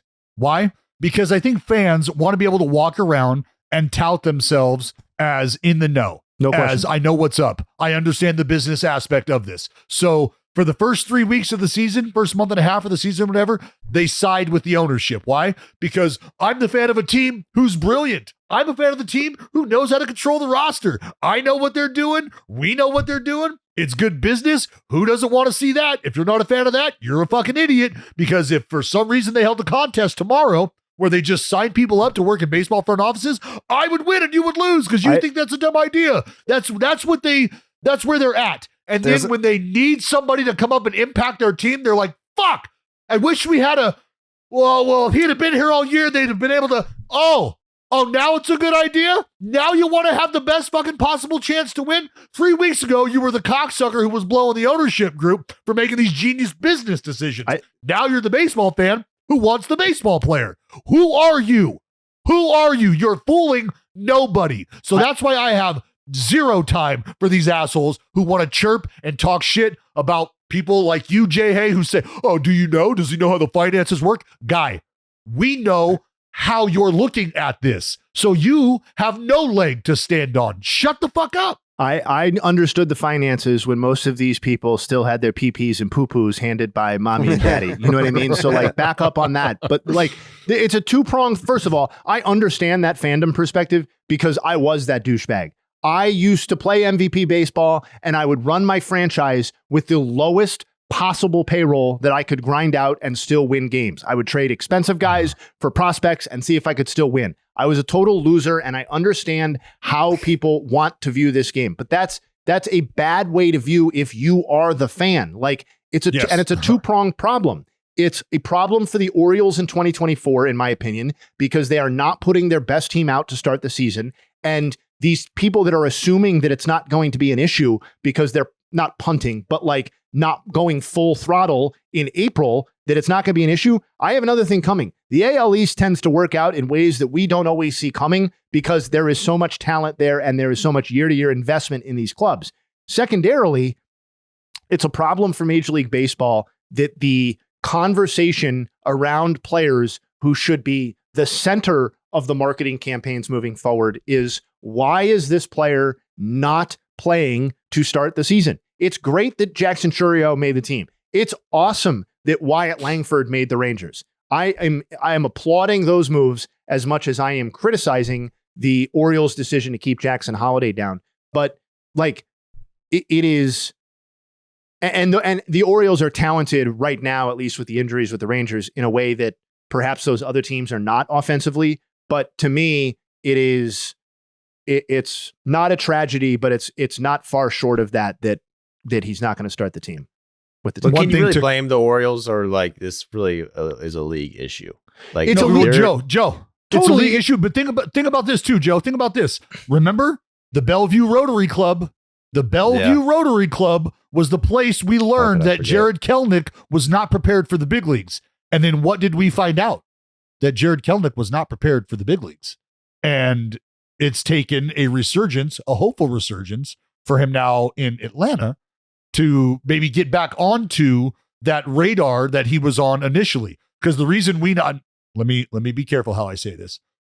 One of the reasons we got introduced to the J-Rod show a little earlier maybe than anticipated was because Kelenic was not clicking. So we've got a guy who is. Let's get him okay, enter J-Rod, the rest takes care of itself. But for every argument that we have about players being stifled like this, I don't want to say that there's an example of why ownership is allowed to do it, but I feel like a Kelenic makes it really easy for the league and for everybody to go, look, we understand it. Some guys need seasoning, some guys don't. Here's an example. Move along. Nothing to see here. The most generous possible interpretation of this situation is that the Orioles front office misled their fans by their quotes that they gave about that they gave about Holliday's ability or possibility to make the team coming off of or entering spring training. They said he had a chance and that they were going to give him a chance. And then he went and absolutely hit the cover off the baseball. And they said, you're actually not. You've had 18 plate appearances above whatever. Then there were a bunch of after the fact reasons given for it. Some more legitimate than others. But like, that's the most generous reading, is that the front office issued a statement that they should not have issued and got ahead of themselves when they never really had an intention of giving him this chance anyway. I don't know when this influx of baseball fans came about, but I've definitely noticed it more and more in the last 3 years, I want to say, where it's almost like there are baseball fans and then there are like front office fans. Yeah, business fans, baseball business fans. Yeah, like if you're not on the side of the front offices, then you're looked at as lesser than, or you're not as intelligent as, like, that right there.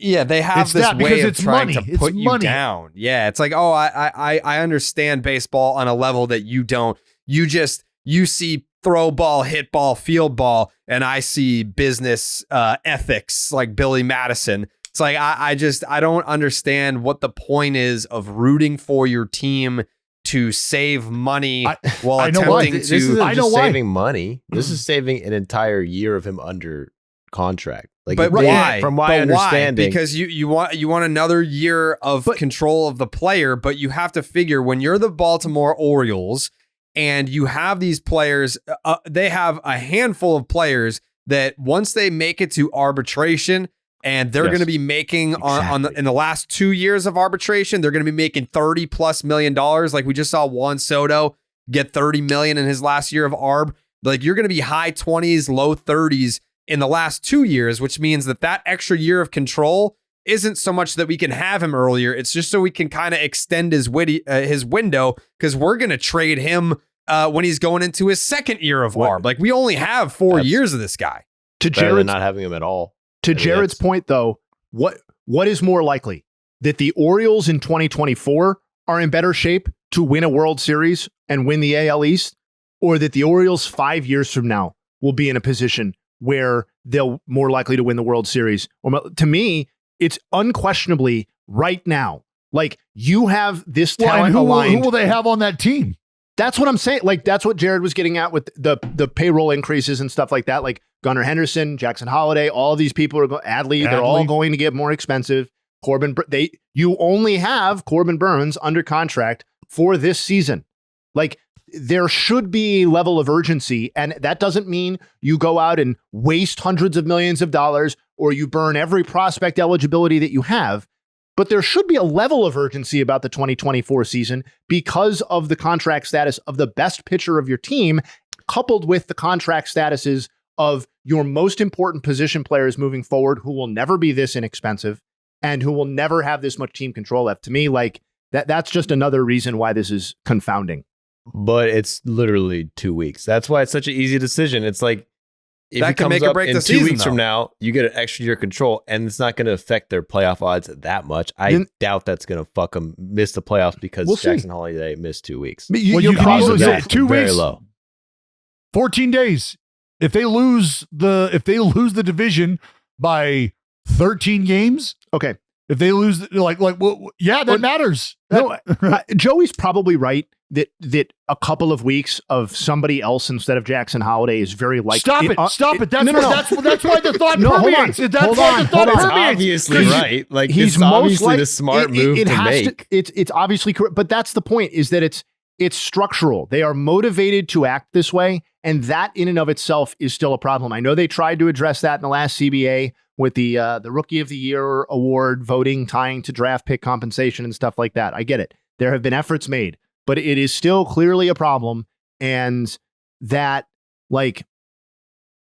it is bigger than will it end up costing the Orioles in the end. It's also about why are the best players and some of the brightest stars moving forward not front and center instead of at AAA. And by the way, if he is up in 2 or 3 weeks, like Joey's suggesting, then not that we'd be surprised by it, but all that does then is prove that the line from the front office is utter bullshit, because you can't face enough high quality lefties at AAA over 2 weeks to meaningfully impact your development in that way. So we'll see how genuine that is, or what level of development he ends up really needing.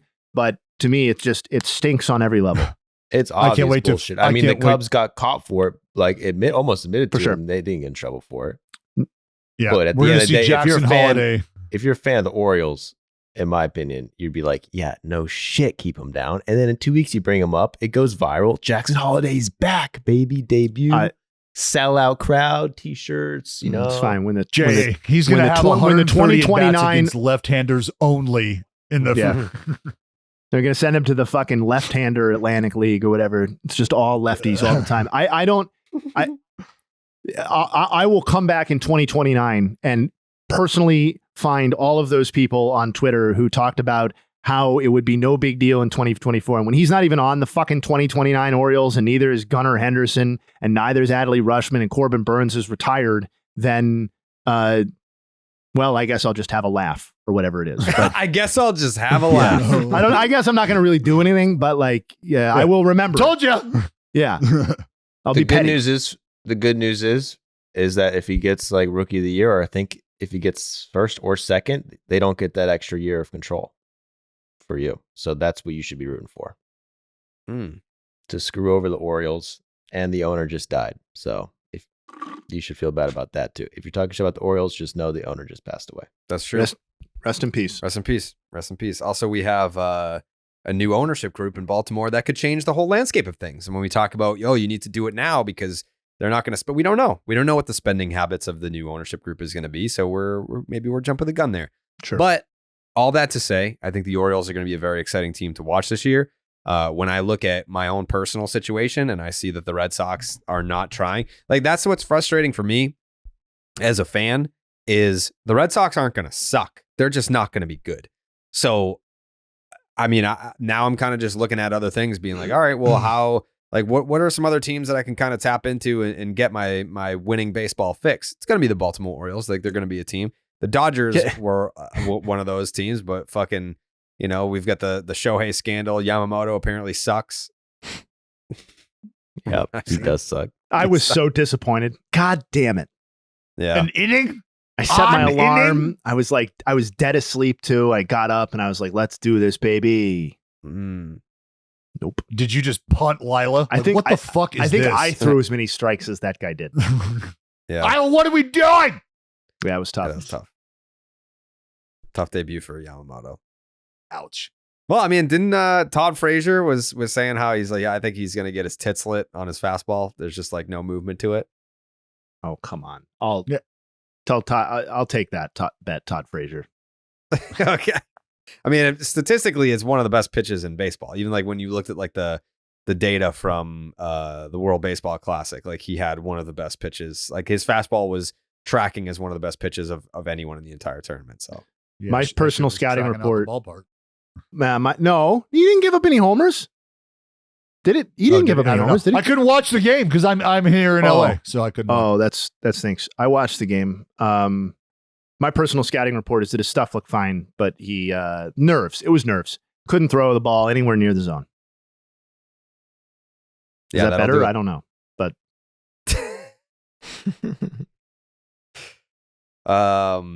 anything else? Dallas, I know you have to go in a second.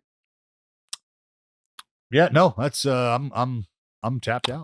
Hold on. No, I did have a nugget that we had talked about before that I wanted to make sure we brought up before you left. Oakland A's 2024 payroll slated to be $47 million. Wow. That is $15 million lower than even last season when they were like, when we talked about how they were like a movie. And the next lowest team this year is slated to be $72 million. Dallas, you're a real masochist, brother. You decided to hop off the A's and find a new team. You went to the team with the second lowest payroll in the Pirates. So good for you. Dare to dream big. Dare to dream bigger, buddy. You said 47 million? Yeah, $47 million for the A's. Their money in the Moneyball, their payroll was 44 million. What was that? 20 years ago? 25 years ago? Reception was a little. I would have to imagine a decent chunk of that 44 million is Dallas Braden too. I haven't quite seen that. I think the Veritone payment's on its way. Yeah. Okay.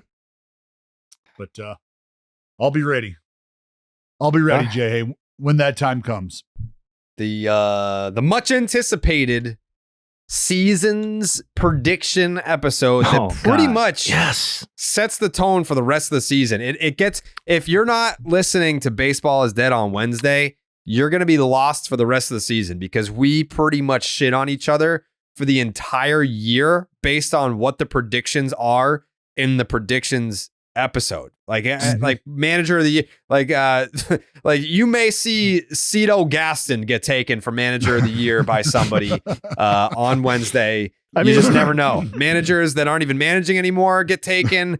Managers that you guys have ruined careers with recent picks. Yeah. There are players who still have not recovered from you selecting them. Correct.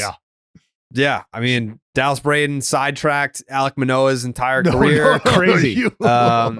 Yep. Or shit. You made the pick first. It's like one of those movies. Alek Manoah, when Dallas selected Alek Manoah, he got Alek Manoah got Dallas's fastball. Yeah. Yeah. It's like one of the body swap things. So Yeah. mind your fucking P's and Q's, baseball fans, because I will pick your team's ace to win the fucking Cy Young. Yeah. It's like the Madden curse, the Dallas Cy Young pick. Hey, time out. You're not just No, gonna I don't want to dump hear the about Manoah Shane fucking decision Bieber about how you on took him me. out to breakfast and Jared whatever. is trying to Yeah, fucking no. scapegoat me I knew right he now. was gonna lash you out. son of a bitch are the I one knew who he was picked gonna Manoah lash first. out. No. You picked Manoah first. Yeah. I knew that you would try and drag me down with you, which is Yeah. I'm not letting that About right. happen. I don't know. Do I pick Walker Buehler again this year? I don't know. I while. wouldn't. Yeah, it's been a while. It's a free You're not agent gonna year. run that Verlander pick back. You'll be fine. I'd stay away from Brandon Woodruff. Yeah. I don't know. I've never picked Verlander. What? I didn't pick Verlander. What the fuck are you looking at me I mean, for? I didn't picking pick I've never Verlander picked has probably been a good return over the last, Yeah, I don't know how Yeah, many but years, right? we had there was like a 3-year period where we picked a guy, he didn't win it, then we wanted to couldn't pick him next year, he ended up winning it. Yeah. We? Dallas. Yeah, I don't want to man. hear that. This dude. I don't want to hear This that. dude absolutely dents careers. I mean, you can buff it out. Get the Guys fuck outta have here. recovered from being picked by Dallas Braden, but No, like you not kidding me? not in the Yeah. immediate. Jay already talked about it. The lunch for the All-Star game. Oh my God.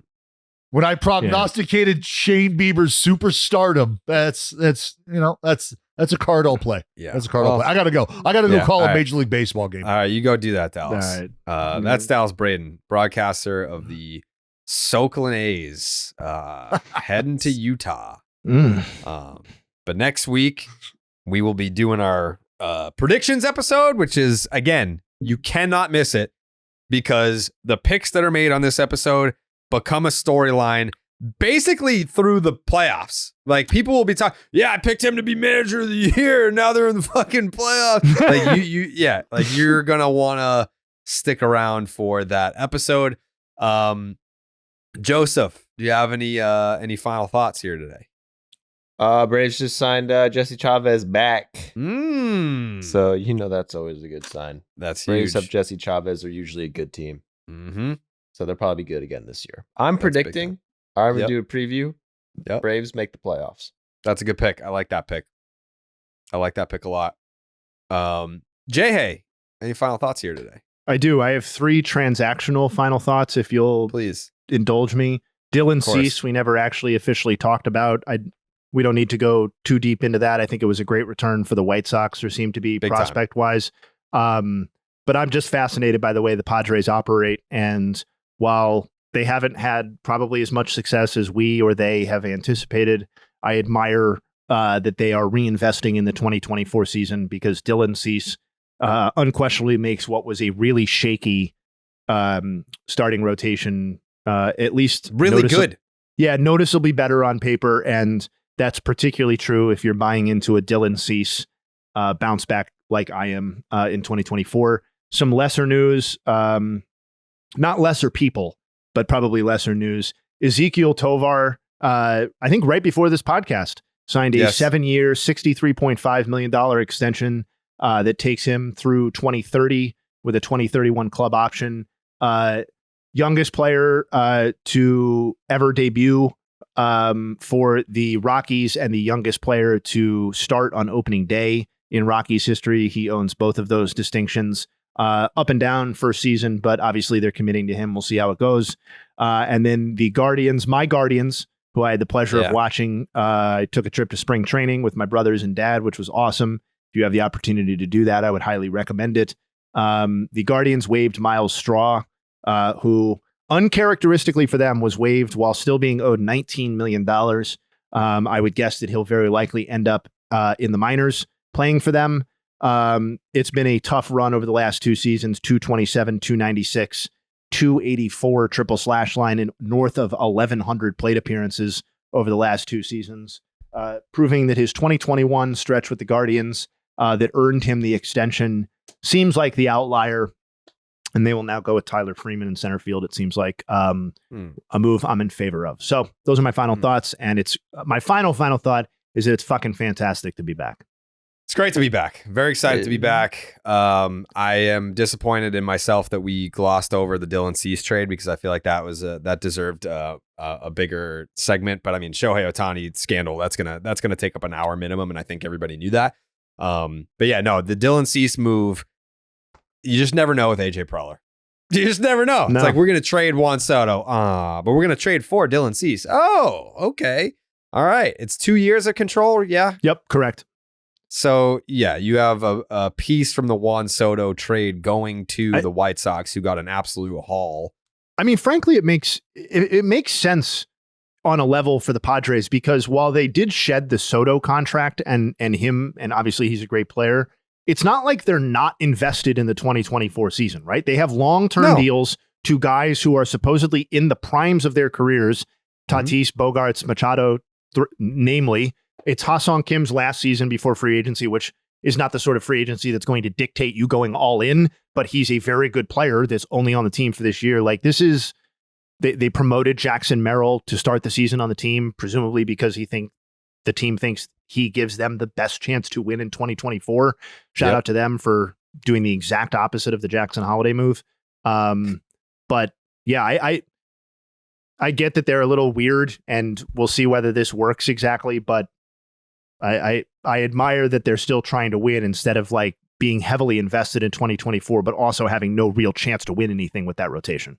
Yeah, no, that rotation has the potential to be great. The team has potential to be great. I think we kind of just look at the results of last year, and we look at the Padres as this mediocre franchise when if everyone plays to the back of the baseball card, that's still a pretty good fucking baseball team. Again, we can ask the same question about the Padres that we did about the Giants. Is this team good enough to be better than the Dodgers? The answer is no, but they can absolutely be a player. They can definitely be a playoff team. And if they meet expectations, which they came nowhere close to doing last year, you're removing Juan Soto, you're adding Dylan Cease. You're losing Blake Snell. You're replacing Cease with Snell. You're losing the Cy Young Award winner, which definitely hurts. But it's not like it was anchored by Snell. Like, they've got guys and that, like, they're 4 or 5 deep. I know there was a big gap between what Blake Snell contributed in 2023 and what Dylan Cease contributed in 2023. But if you're talking about what they're expected to contribute in 2024, to me, that's damn close to a wash, replacing Snell with Cease. And like every leaderboard that you look at in terms of like stuff and like how nasty is the stuff or how good is your stuff playing, like Michael King is very high on those lists too. And like you can tune in 4 or 5 nights a week on this rotation and see like really nasty pitches too, if that's like the subjective thing that you're into. Well, we'll see whether those guys can be. Obviously, Cease and Darvish have a lack of consistency, and Michael King has almost no track record as a starter. But yeah, I mean, I think to me, they're as much in the mix as the Giants and the D-backs. What order I pick them in, I don't know, but they're all going to be in the same band of wins, don't you think? I would say so. Yep.